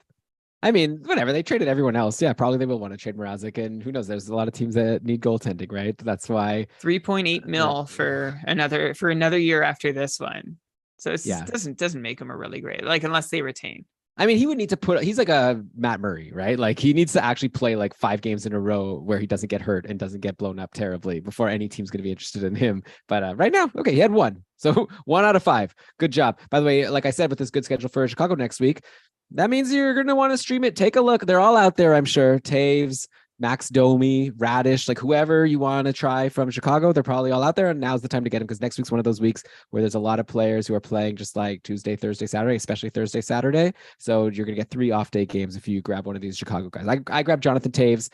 He did nothing on Saturday. He was on this great hot streak. Then he had a cardio game, as we're calling them now, on Saturday, where he got 0 cupful points. But hopefully that he's just saving it up to give me some points next week. Speaking of Matt Murray, he's actually expected to return on Tuesday. So we'll see. I have 0 faith, by the way. Like, yeah, I'm going to say yes. If he's out there, grab Matt Murray, starting goalie on a good team with Samsonov out. Sure. I think he's going to get hurt. But I hope he doesn't, right? So I'm just there's nothing to say. We don't even have to discuss Matt Murray, but he's going to play on Tuesday, apparently. Kevin asked us to talk about Michael Bunting. He got back in the top 6. He was playing on a line with Matthews and Nylander yesterday. The Leafs have been running some different lines here. So Marner and Matthews split. Marner was playing with Tavares and Kerfoot. So great spot for Bunting. He didn't do anything. He's only 1 assist in his last 10 games. But, last year, he also had a slow stretch. And then he went on to have a really good season, and he's in the same spot, I guess, as he was last year playing with Matthews. So he's the kind of player who I would probably, if not add right now, I'd be watching him closely. Maybe as soon as he gets his first point, or at least, like, I guess he has to prove that. I guess the difference between last year is like he's already been sent down to like the 4th line. So who knows if that could happen again? Like, I guess you have to be a little bit nervous, but I don't know. If he plays a couple games on that line, starts getting a point or 2, I wouldn't wait too long to add him if you're not going to grab him now, which I would understand. I'd understand dropping him now, but I feel like he's probably going to do well if he's playing with Matthews at some point. Yeah, I think it is really similar to last year where Bunting wasn't performing as expected. Now he's not performing at all. And so he was dropped to free agency. And then depending on what stage, like where your team is at, how much you can take on a 0 guy, if you have a lot of room, a lot of slack in your rope for where you are in your league standings, then you can go ahead and grab him and be patient. Or if you don't, you wait and you make sure, like, hell, if Bunting's staying on the top line or starts putting up a point, then maybe you go and get him. One thing going for Michael Bunting is that there aren't a whole lot of other options that Toronto has to put up on a line with Austin Matthews instead of him. They've tried a couple. No one's done any better. And what I'm seeing from Michael Bunting looks very similar to last year. I don't think that things are worse. Like he's worse. He's any worse at playing this role this year than he was last year. What I see is that he's shooting 4% instead of 13% last year. And that 13% seemed pretty reasonably sustainable to me. And his on-ice shooting percentage at 5-on-5 for Bunting, 6% versus last year's 13%. These are both the sorts of markers that will regress. Like these are big signs that, hey, everything is actually pretty fine with Michael Bunting, and we're just seeing some unfortunate variance and bad luck, and that things are going to even out sooner or later. Hopefully it's sooner. And of course, your belief in how soon depends on how willing you are to drop him or leave him in free agency. But I think he's going to be he's going to get going, and he's going to stay on whoever's roster he was added to from the time he gets going through to the end of the year, because nothing looks materially different. And I don't think there's a whole lot of challengers for Michael Bunting to be playing with Austin Matthews. Yeah. Okay. So we'll have to wait and see there. But, it's easy for us to just talk about the guys who are doing really well until you don't get those. I think the real trick is to try to pinpoint the players who now's the time to get on before they do well. And I guess Brian is planting his flag on Michael Bunting. Okay, we got some streaks to get to finally. I guess we already did this cold streak with Michael Bunting, but now we're on total streak territory. No more injuries and outjuries. We'll get to all of them in just a sec. You're listening to Keeping Karlsson.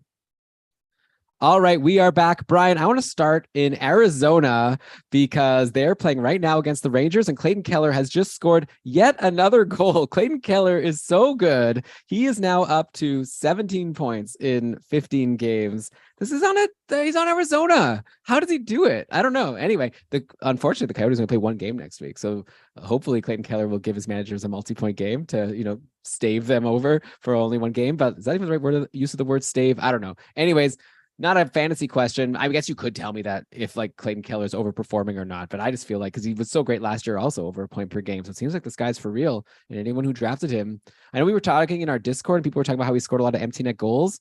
But I mean, come on, like he's clearly very good. He just scored now, not on an empty net. So there you go. There's one for him. One of many. What do you think? Okay, I can jump in after one of many there. I'm just grabbing the names of the people who. Oh yeah.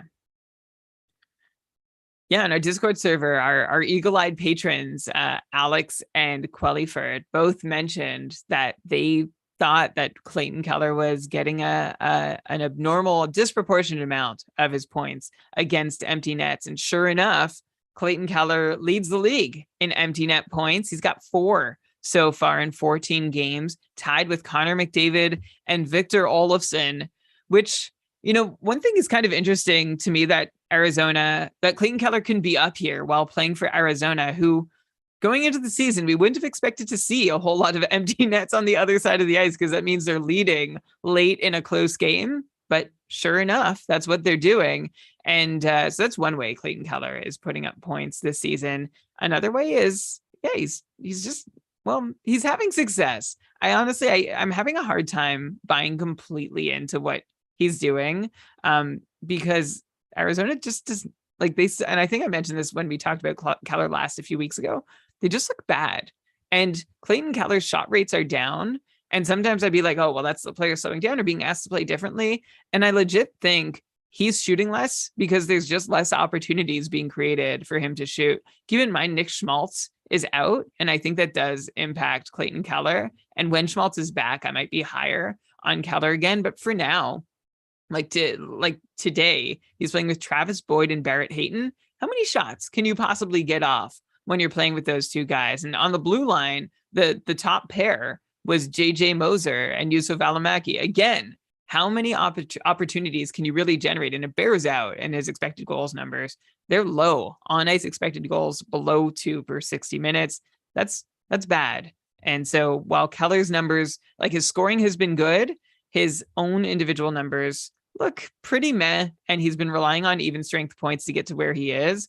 So last season, you know, he had 77-point pace. We were hopeful that he could do that again this season. So far, he's on an 87-point pace, but I would actually probably put him closer to a 60-point pace. Yeah, and I know it's crazy. It doesn't make sense. I don't think he's worse than he was last year, but I think the team around him has gotten so much worse that there's only so well that he can do, at least until Nick Schmaltz gets back. And what a crazy thing that is to say.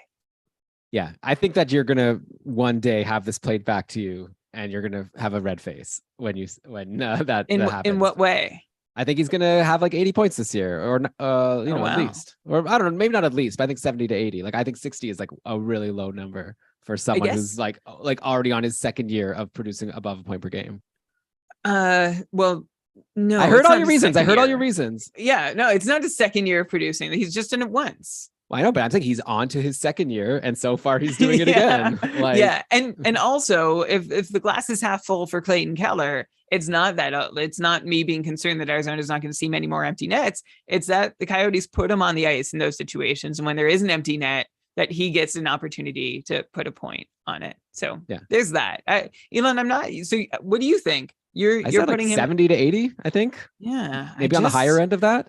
Wow. Okay. Maybe I'm wrong. We'll see. I know one of our faces will be red when we listen back to this, because we definitely will listen back to it. Oh, well, someone should put it in the hot. Don't we have a hot take room in Discord? We have a hot take accounting channel. Someone put that in there, please. I want to see. But put Brian's 60-point Clayton Keller there. I think that's going to be something worth looking at when we do lessons learned of how to be better next year. Put Elon's point per game player, Clayton Keller. I said 70 to 80. Okay, so next hot streak I want to get to. Here's a guy you've never believed in. So I'm really interested to hear what you're going to say about Jonathan Quick, who's really turned it on lately, right? 4 wins in his last 5 games, all quality starts.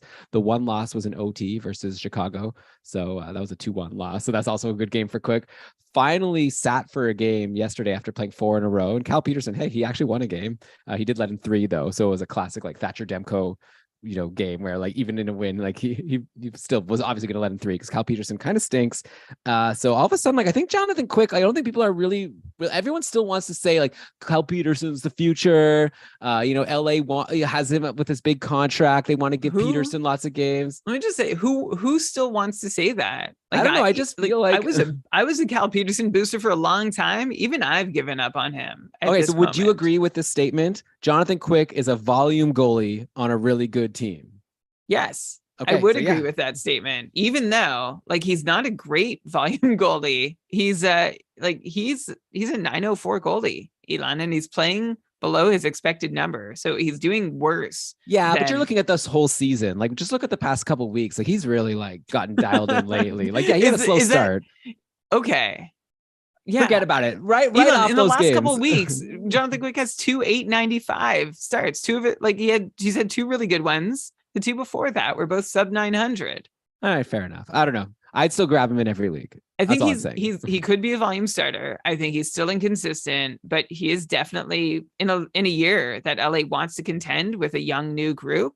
I don't think they keep handing the puck to Cal Peterson and saying, go out there and wreck us, because that's all Cal Peterson seems capable of doing. He's someone who could really use a fresh start. Mm-hmm. Yeah, definitely. Zach is asking in the chat, is Velarde cooling down? Yeah, we haven't heard as much from Velarde lately. He's still been playing on the top line and on the top power plays. So I guess he's not going to get a point every game, right? But he's still. So what are we looking at here? He had no points in his last couple games. Before that, he had goals in 2 straight. Yeah, I mean, this is probably a regression you'd expect. I don't think anyone was saying he was going to be like an 80-point guy. I'm still into him. I think he should be rostered pretty much everywhere. Probably going to be like a 65-point guy, similar to what Brian thinks Clayton Keller will be. That's what I think Gabe Velarde will be this year. Keller will do better than Velarde. I can say that with confidence. So if Keller's 60, then how low is Velarde? I think Velarde might be closer to 55, maybe even. I don't know if I'll go below 55, and maybe you're making me regret saying 60 for Keller. You know me, I like to be conservative. I think 65 would be reasonable. I just wanted to hammer home. Oh, we don't need to reopen. Yeah. No, let's talk about Velarde. You're not into him either, it sounds like. Well, just the trouble with Velarde is he's been scoring on 1 out of every 4 shots he takes all season long. And he's also not like a reliably consistent shot taker. So he's not with that volume not coming big, that doesn't make up for 25% shooting percentage. He has just 2 goals and no assists over his last 6 games. He's taken 14 shots over his last 6 games, so just a couple a night. The deployment's still good, but I'm starting to wonder if maybe a good comp for Velarde, who is super talented, and this isn't to say this is his ceiling, but a good comp for him this year might be sort of like an Alex Killorn type when he's playing with great players in Tampa and on the top power play. He's been sort of someone who can bounce between 50 and 60 points. That's where I see Velarde falling this year. Yeah, I think that's fair. Also, there's no guarantee he's going to stick with this deployment. Like Kevin Fiala is still there playing with not Kevin Grunstrom. What's his name? Something Grunstrom. That's Carl Grunstrom. Yeah. And so and hey, it's going really well. Like Fiala keeps on getting points. So maybe they just keep that going, but obviously it wouldn't be shocking to see Fiala get back up there and Velarde go back to line 3 if LA goes cold again. So if you could sell Velarde for more than what Brian said, then probably worthwhile, but definitely I wouldn't drop him. Let's go to trade Velarde for Keller, but you can't because Keller's hot. Yeah. No. Yeah. Yeah. You can just take that out, Elon. Yeah, okay. It didn't contribute much to the show. No, I don't know if it did, but that's okay. It was fun. It's fun for the live show. How are we doing here? We've got 20 minutes, Brian, to burn through these. Let's do quick answers moving forward. Let's do quick answers. Okay. All right, next up, I want to go to Montreal. Here's a guy who I think we're both going to agree is awesome. We just have to give him some kudos at this point. I guess we can talk about how awesome really is this guy. That's Nick Suzuki. Holy cow. So 2 straight, 1 goal, 1 assist games. Now he's up to 19 points in 15 games on the season. That's a 104-point pace. And Ricard wanted us to talk about him. He brought up how he has an unsustainable shooting percentage at 5-on-5, probably an unsustainable on-ice shooting percentage, all that stuff that makes you think that you have to regress the guy. And so maybe he's not a 100-point guy. I don't know. Though, on the other hand, Ricard was bringing up his IPP looks good. I'm just going to throw it out there as the basic, boring guy who's not looking into the advanced stats. Suzuki looks like a superstar. He's playing on the top line. He and Caulfield and now Kirby Doc seem like just amazing. And I don't know, Brian, with how much there is to dig into it. Like he's like on my like sad couple team that hasn't done as well as I hope they would. Nick Suzuki is one bright light where I got him for pretty cheap in the auction draft, and he's been so far like the biggest steal. He's like a huge superstar. Like I'm curious to know, like, are we looking like, oh yeah, so Ricard asked like, should I try to trade him now, like sell high? And he was throwing out names like Pedersen, Bergeron, and Tarasenko. I was like, well, we'll get to Tarasenko, right? Like people have been asking about St. Louis, but like Pedersen and Bergeron, do you think that's like a really good steal if you could trade Suzuki for those guys? Or are we at a point where, yeah, like Suzuki is basically in that same category as a guy who's like a strong threat for like 90 plus points? That's a really good question. I think I would consider Pedersen or Bergeron just because they seem a little steadier. Like I'd rather have a guy who's in his second, third, or 15th season doing this than Nick Suzuki. I mean, I get like, yeah, this is his first season doing this. He was a 60-point player last year and the year before that. I know he really turned it on towards the end of last year to become that 60-point player, though. A lot of people lost patience with him in the front half of the season, which is reasonable. But no one's losing patience with Nick Suzuki now. 10 goals in 15 games. He's pacing for 55 goals on the season. One of the reasons for that is that he has scored 6 times on 19 shots at 5-on-5.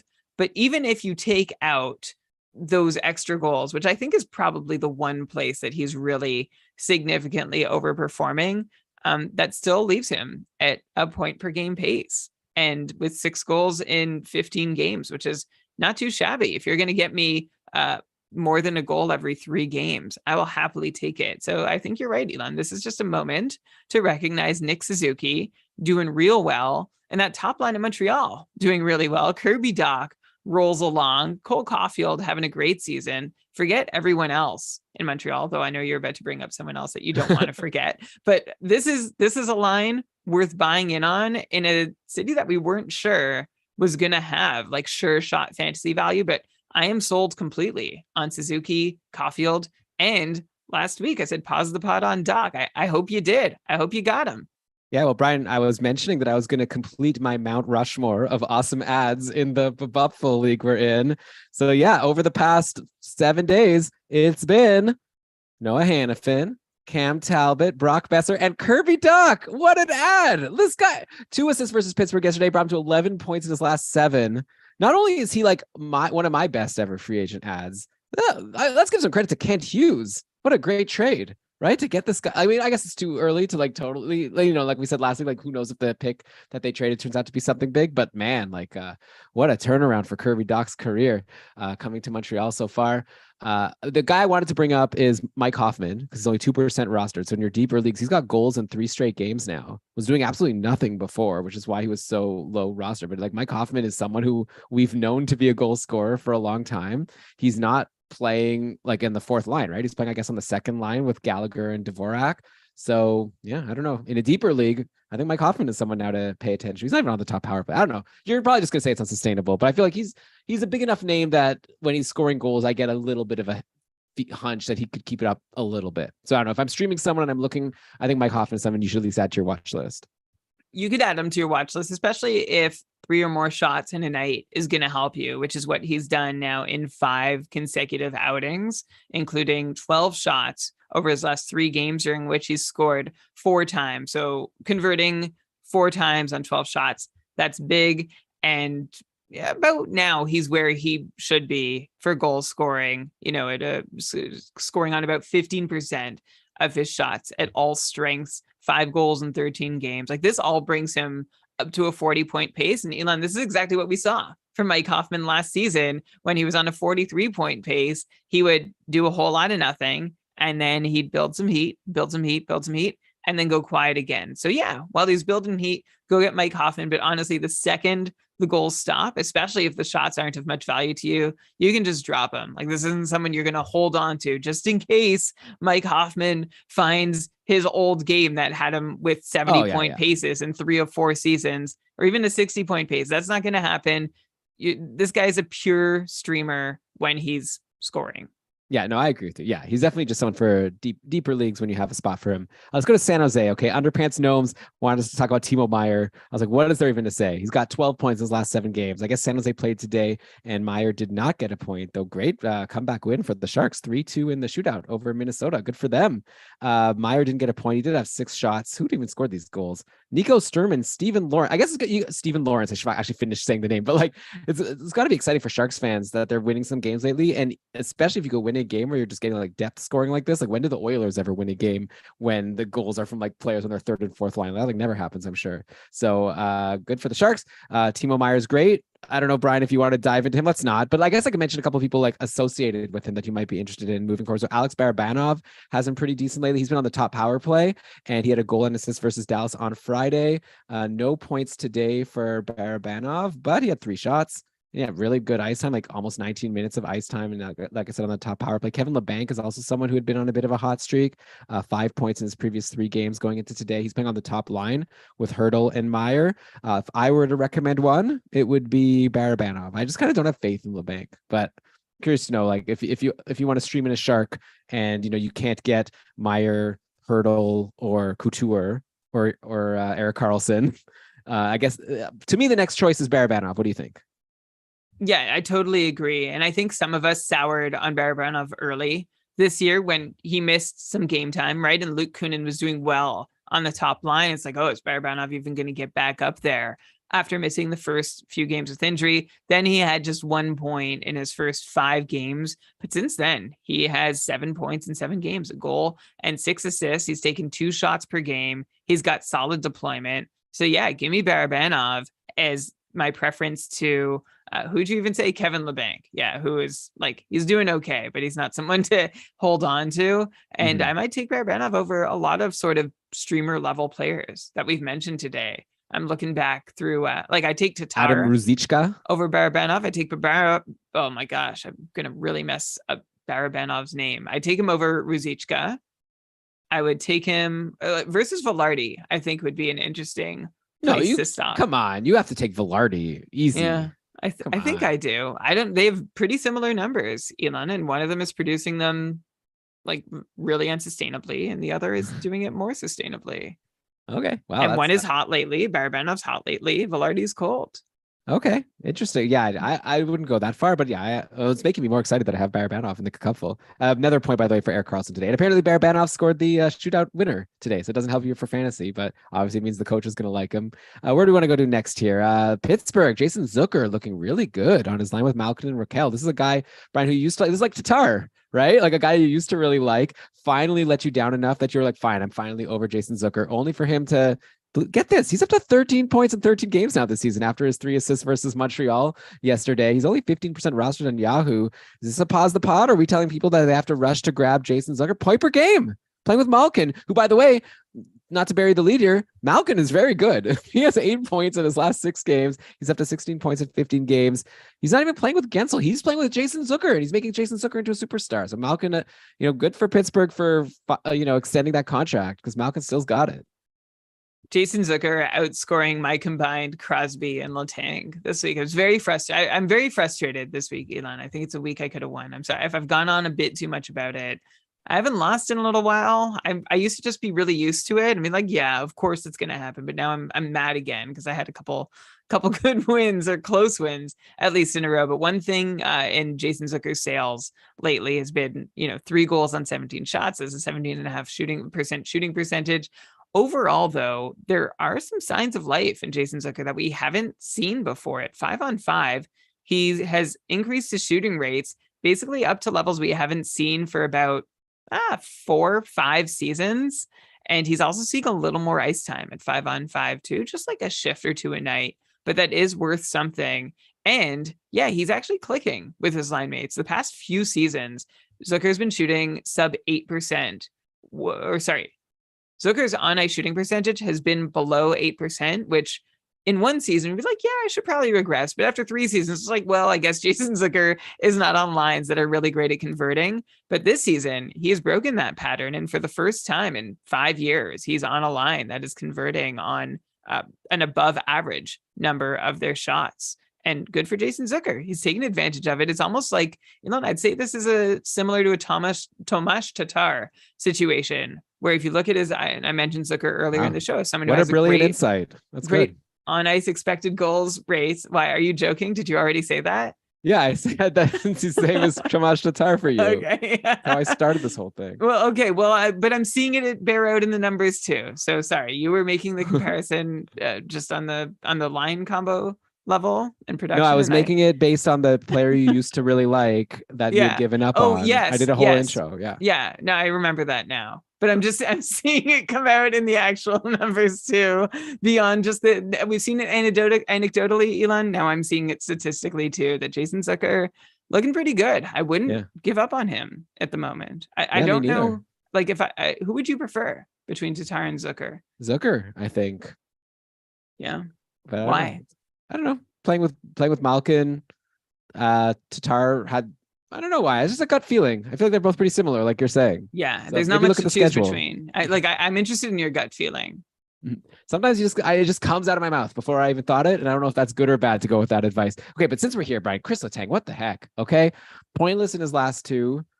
Only 8 assists in 14 games in the season so far, no goals, and we could be like, oh well, he should have more goals, like bad shooting percentage. But look, he's barely shooting. 1.8 shots per game, worst of his career by far since he was a rookie. Like, do I have to start? Like, I want to, hold the faith here, but I'm not liking what I'm seeing. It's not like he's taking a lot of shots. I already said that. I just repeating myself here, but I'm very disappointed in Chris Letang. And it sounds to me like you're starting to agree with me that he's not good. I was messaging you, like I said before, like weeks ago, saying I'm worried about this guy. You said to hold steady. I don't know. I'm starting to feel like we should have both just traded him when we had the chance, and now it's too late. But what do you think? I mean, I like that you keep saying when I had a chance, like you thought you did. I'd be interested if you could confirm with Lori about that trade off. No, I don't know if I could have traded him. Yeah, no, like I don't know. Like you said, I didn't get Erik Karlsson when I had the chance. I didn't trade Chris Letang. I don't know if you really had the chance. No, but I mean, I'm saying I had.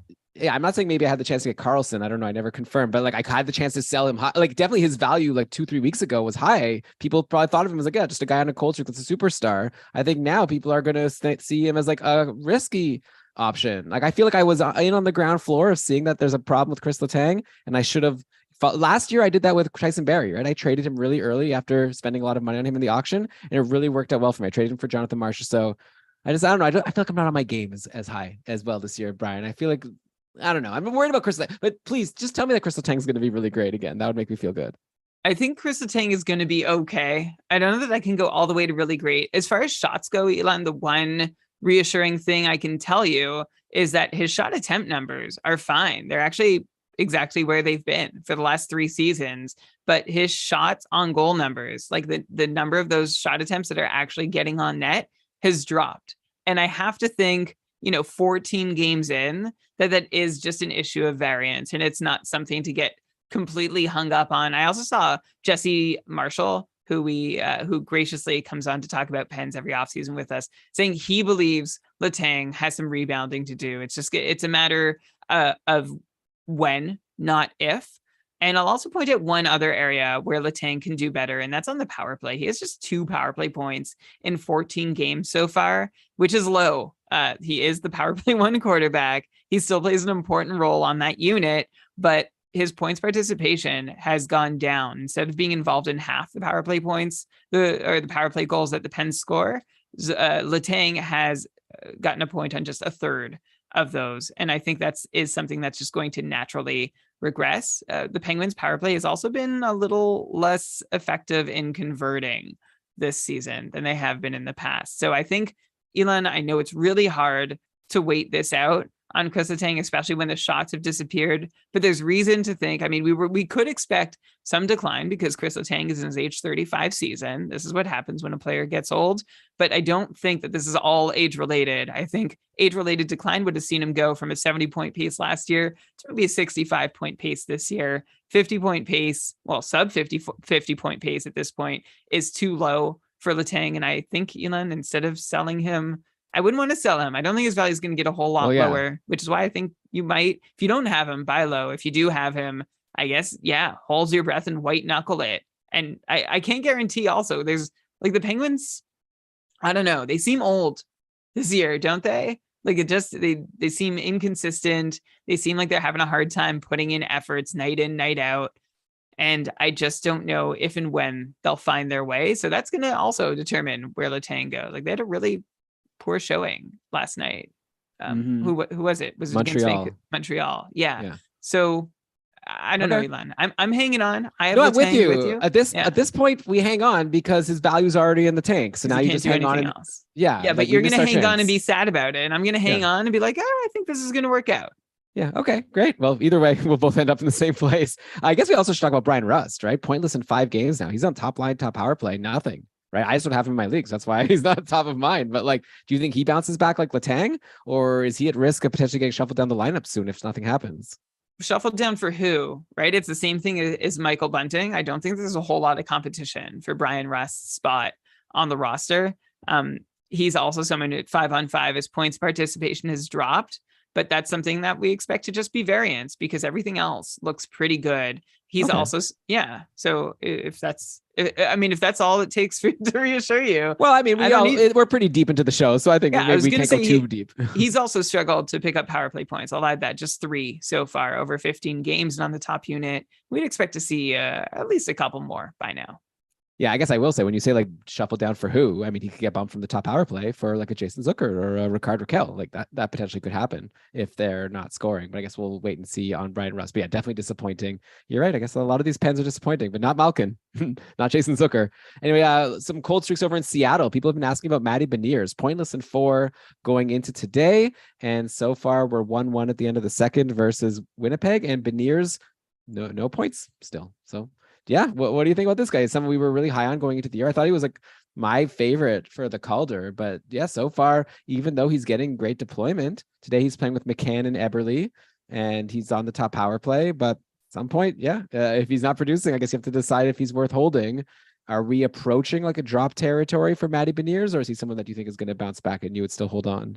Yeah, I'd hold on. He's still on the top line. He's still playing the most. The interesting part is that Seattle's still scoring, right? Their last 5 games, they got shut out against Minnesota on Friday. But before that, they had 5 goals against Nashville, 3 against Pittsburgh, 4 against Minnesota, 5 against Calgary.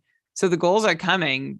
Beniers just hasn't been getting them, and they all seem to be coming. We talked about this last week, right? Where like Yanni Gourde and Morgan Geekie and Brandon Tanev were getting all the goals, and that just hasn't really changed. I'm looking at recent Seattle goal scorers. You've got the Wenberg-Burakovsky line, Eberle doing a lot of damage. William Borgen, I'm not even sure how to say his name. The Morgan Geekie, Wenberg, like again, it's Borgen. Borgen. Like how else would it? What else would it be? Borgen. I don't know. Borgen just doesn't sound like a. I'm used to Borgstrom.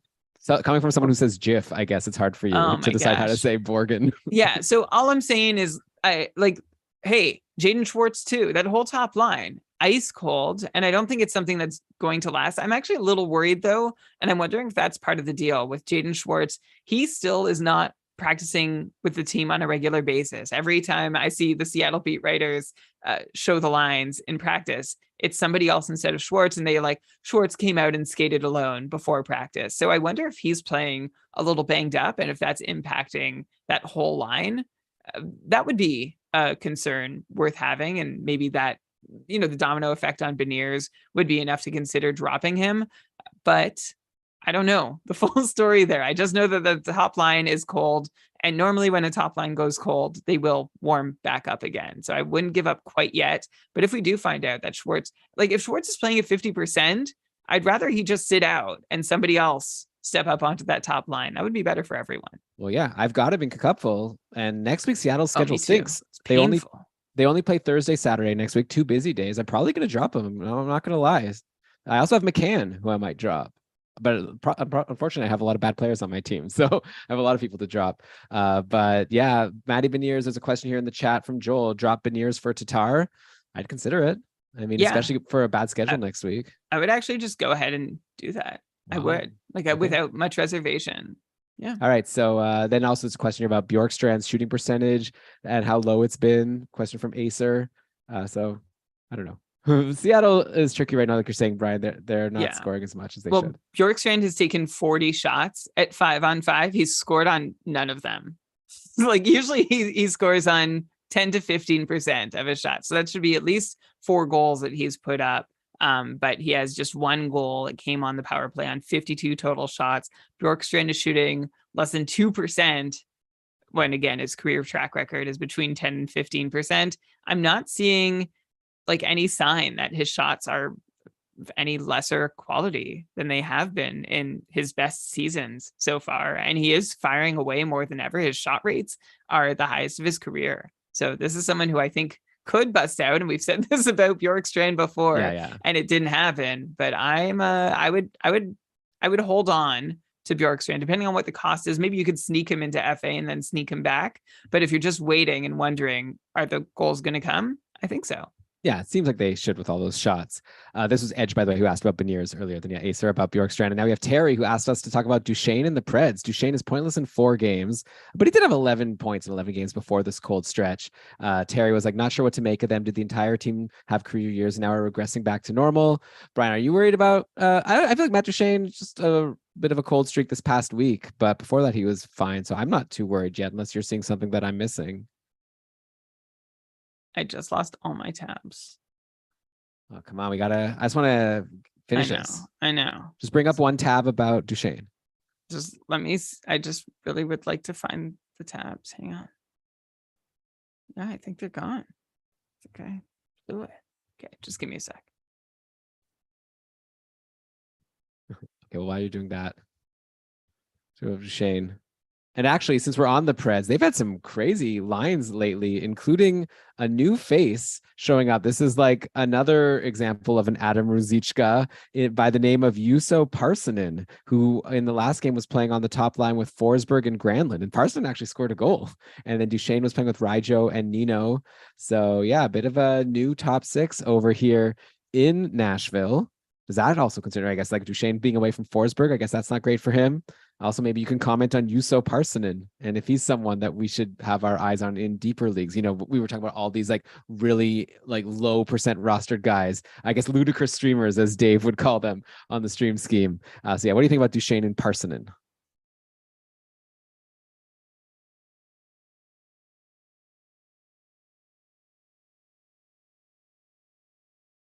How many tabs do you need? Well, on Parssinen, I was just okay. All right. I was really I'm thrown. I'm shaken. It's okay. I'm gonna be okay.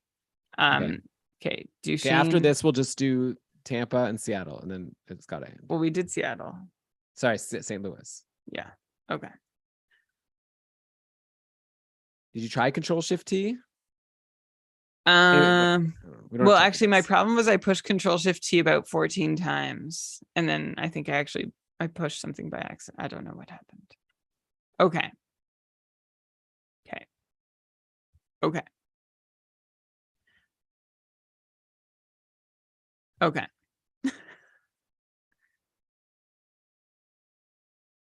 I'm not worried about Matt Duchesne. Like I feel like I get tired of saying that, Elon, and I think my family actually and the people who know me get tired of me saying I'm not going to worry about this thing that might be happening that isn't looking good. It's just my general approach, and I understand it might be tiresome, but Matt Duchesne is doing okay. He hasn't scored at 5-on-5 this year. I think that's like no goals. That's going to hurt. And this is a guy who had a fair amount of success. He had 43 goals last year, including 16 on the power play. And this year, Duchesne also has just 1 power play goal, 2 power play points. And I think this is all, honestly, I think I can chalk it all up to variance. I don't see any material change in any of his under the hood numbers. His shot rates are the same. Even his points participation is the same. His on-ice shooting percentage is down. So like Nashville's just converting less than last year, but they seem as good with Duchesne on the ice, actually better than they were last season. So I really just think this is a cold stretch for Duchesne, and to be cold and still be on a 60-point pace for Matt Duchesne, that's good, right? Like this is a good sign that we can still enjoy that much out of a cold Matt Duchesne. I would, if anyone's given up, there's still definitely a little bit of risk there because Matt Duchesne hasn't been great for a long time at all, but I would still have faith that he's going to do okay. It is kind of a bummer that he hasn't done more for people who believed in him like me so far, but the power play points and even strength goals are going to come. I have some faith in that. As for Juuso Parssinen, he's going to turn 22 on February 1st, which means I can't actually be sure if this is his age 21 or 22 season. I forget the way I actually for sure track it. He was a 7th round pick back in 2019 of the Predators, 210th overall. This is his first full season in North America after playing a few seasons with TPS Turku in the top Finnish men's league.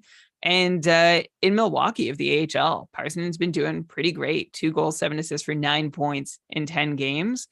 And I actually like that Nashville has given this guy an opportunity to play offense right off the start. An issue with AHL call-ups in the past has been teams bring up their most offensive, dynamic AHL scorer and pluck them into the bottom 6 and say, hey, you play a checking role and earn your way into the top 6. So I like that Nashville's not doing that. It's actually, that trend has sort of waned a lot over the last decade or so, which is lovely as a whole. But I am, I'm interested, at least in passing, to see what Parssinen can do for as long as he's on the top line. It's just been 1 game so far, so I'm not going to obviously rush to go get him. But, in terms of like a comparison, maybe like an Adam Ruzicka is in a similar situation. Yeah. So watch game day tweets, see if he's going to stick there for the next game. Maybe if you need to, take a deep swing on someone. Okay, let's go to Tampa Bay. They just destroyed Washington today, 6-3. Steven Stamkos with 2 assists. Kev wanted us to talk about Stamkos, who started the year off firing on all cylinders. Now 9 games without a goal. Make that, I guess, 10 games without a goal, but he did have 2 assists today. So I don't know. You could be worried about Steven Stamkos, but let me see. How many shots did he take? I'm seeing only 2 shots. I guess that's not amazing. Oh, only 14 minutes and 52 seconds of ice time.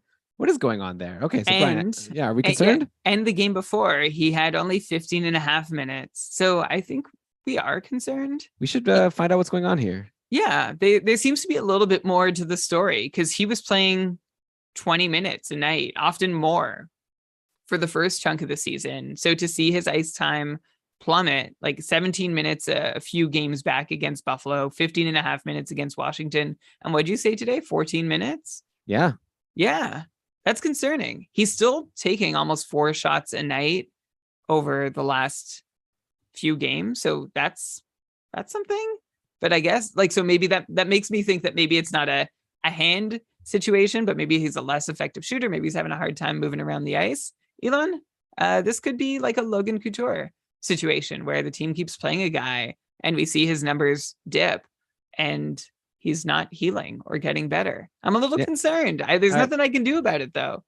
I guess let's just put a flag in this and we'll look into it next week. Okay, we'll see if this is still happening. Maybe we can tweet at some Tampa Bay beat writers and see if we can figure out what's going on. Or Ben and Lewis could look into this on short shifts.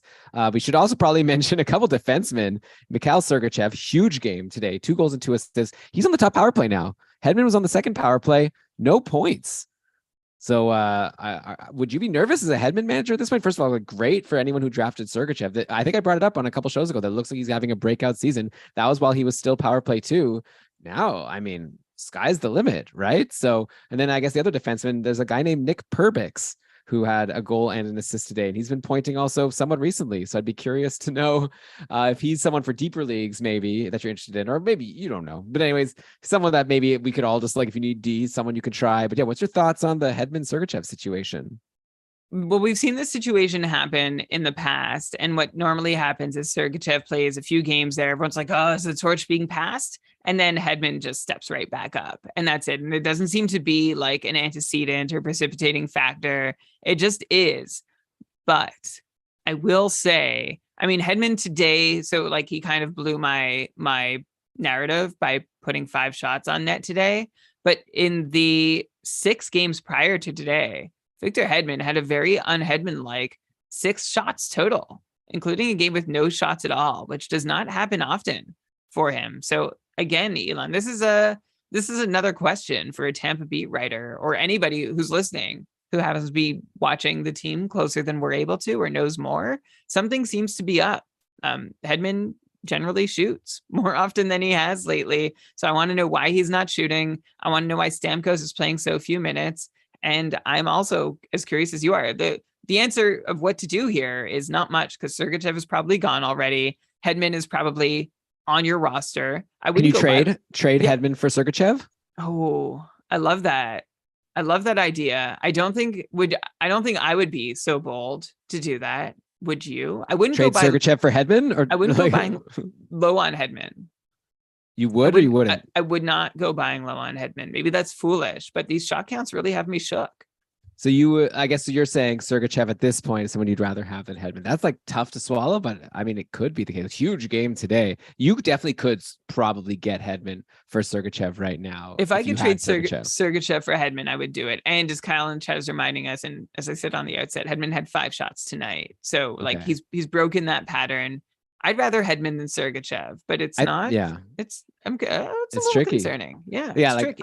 I think I would too, but it's definitely the type of trade that you could end up regretting if this is the year that like Sergachev just takes over on the power play. But like you said, we've seen this happen before and it switches back. All right, final team I wanted to talk about today over in St. Louis, where everyone stinks. Alyssa asked, drop all the Blues. So Thomas, Buchnevich, Tarasenko, Ryan O'Reilly, like they've all disappointed us, right? The only good ones have been Braden Shen and Justin Falk pretty much. So good for them. But yeah, what are your thoughts here just in general on like if you have Rob Thomas, if you have Buchnevich, if you have Tarasenko? O'Reilly's been dropped a bunch of times in tier 1 that keeps on getting dropped and re-added. I think he had a goal in the last game for whatever that's worth or an assist. But yeah, what do you think? Do you think that these guys are all going to bounce back, or are you worried about these high-end Blues, Thomas Buchnevich and Tarasenko in particular? Oh, and Kyrou, I guess, is another one who's really disappointed. They've been so disappointing. Top to bottom in St. Louis. And one reason is because they have the, sorry.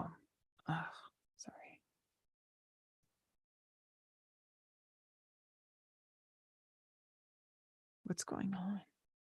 Sorry. Maybe we have to just cancel this part. Actually, I really need to go. Unfortunately. Okay. Let me throw something at you real quick. Let's do a quick Blues answer. I have things acting strangely. It's the new OS I installed. Okay. All of St. Louis has been disappointing. One culprit for that is they rank 31st in team shooting percentage, 6.64%, which is a couple or a few percentage points lower than we should expect them to be doing. However, they are also not doing great in terms of expected goals. They are like just below, I'd say, the middle of the pack. Although if you look even below them, you see teams that haven't had so much trouble scoring, like Colorado or I guess Seattle to some extent. But we just talked about some of Seattle's scoring troubles. So I don't think I'd be giving up on any one of these players. I think there seems to be like an overall problem. It's almost like the Vancouver situation where I'm kind of waiting on a coaching change to see if that shakes things free and fixes, you can't fire the players. I don't think there's anything wrong with any one of these guys. I'm not going to single any one of them out and say, no, they're not going to do well anymore because whatever I see in their numbers. Until the whole team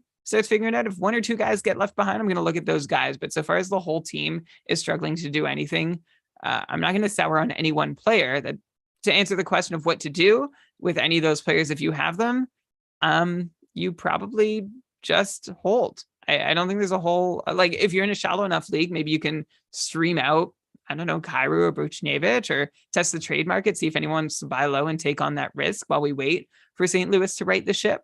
But I think it is just a matter of St. Louis righting the ship and how patient you can afford to be to wait for that to happen. Kevin is saying the Blues are pulling 2019. So maybe this cold streak means they're about to win the cup this year. So we'll have to wait and see. By the way, at least for next week, Blues have a good schedule. Monday, Wednesday, Thursday, Saturday. So if you have any of these struggling Blues, don't drop them now.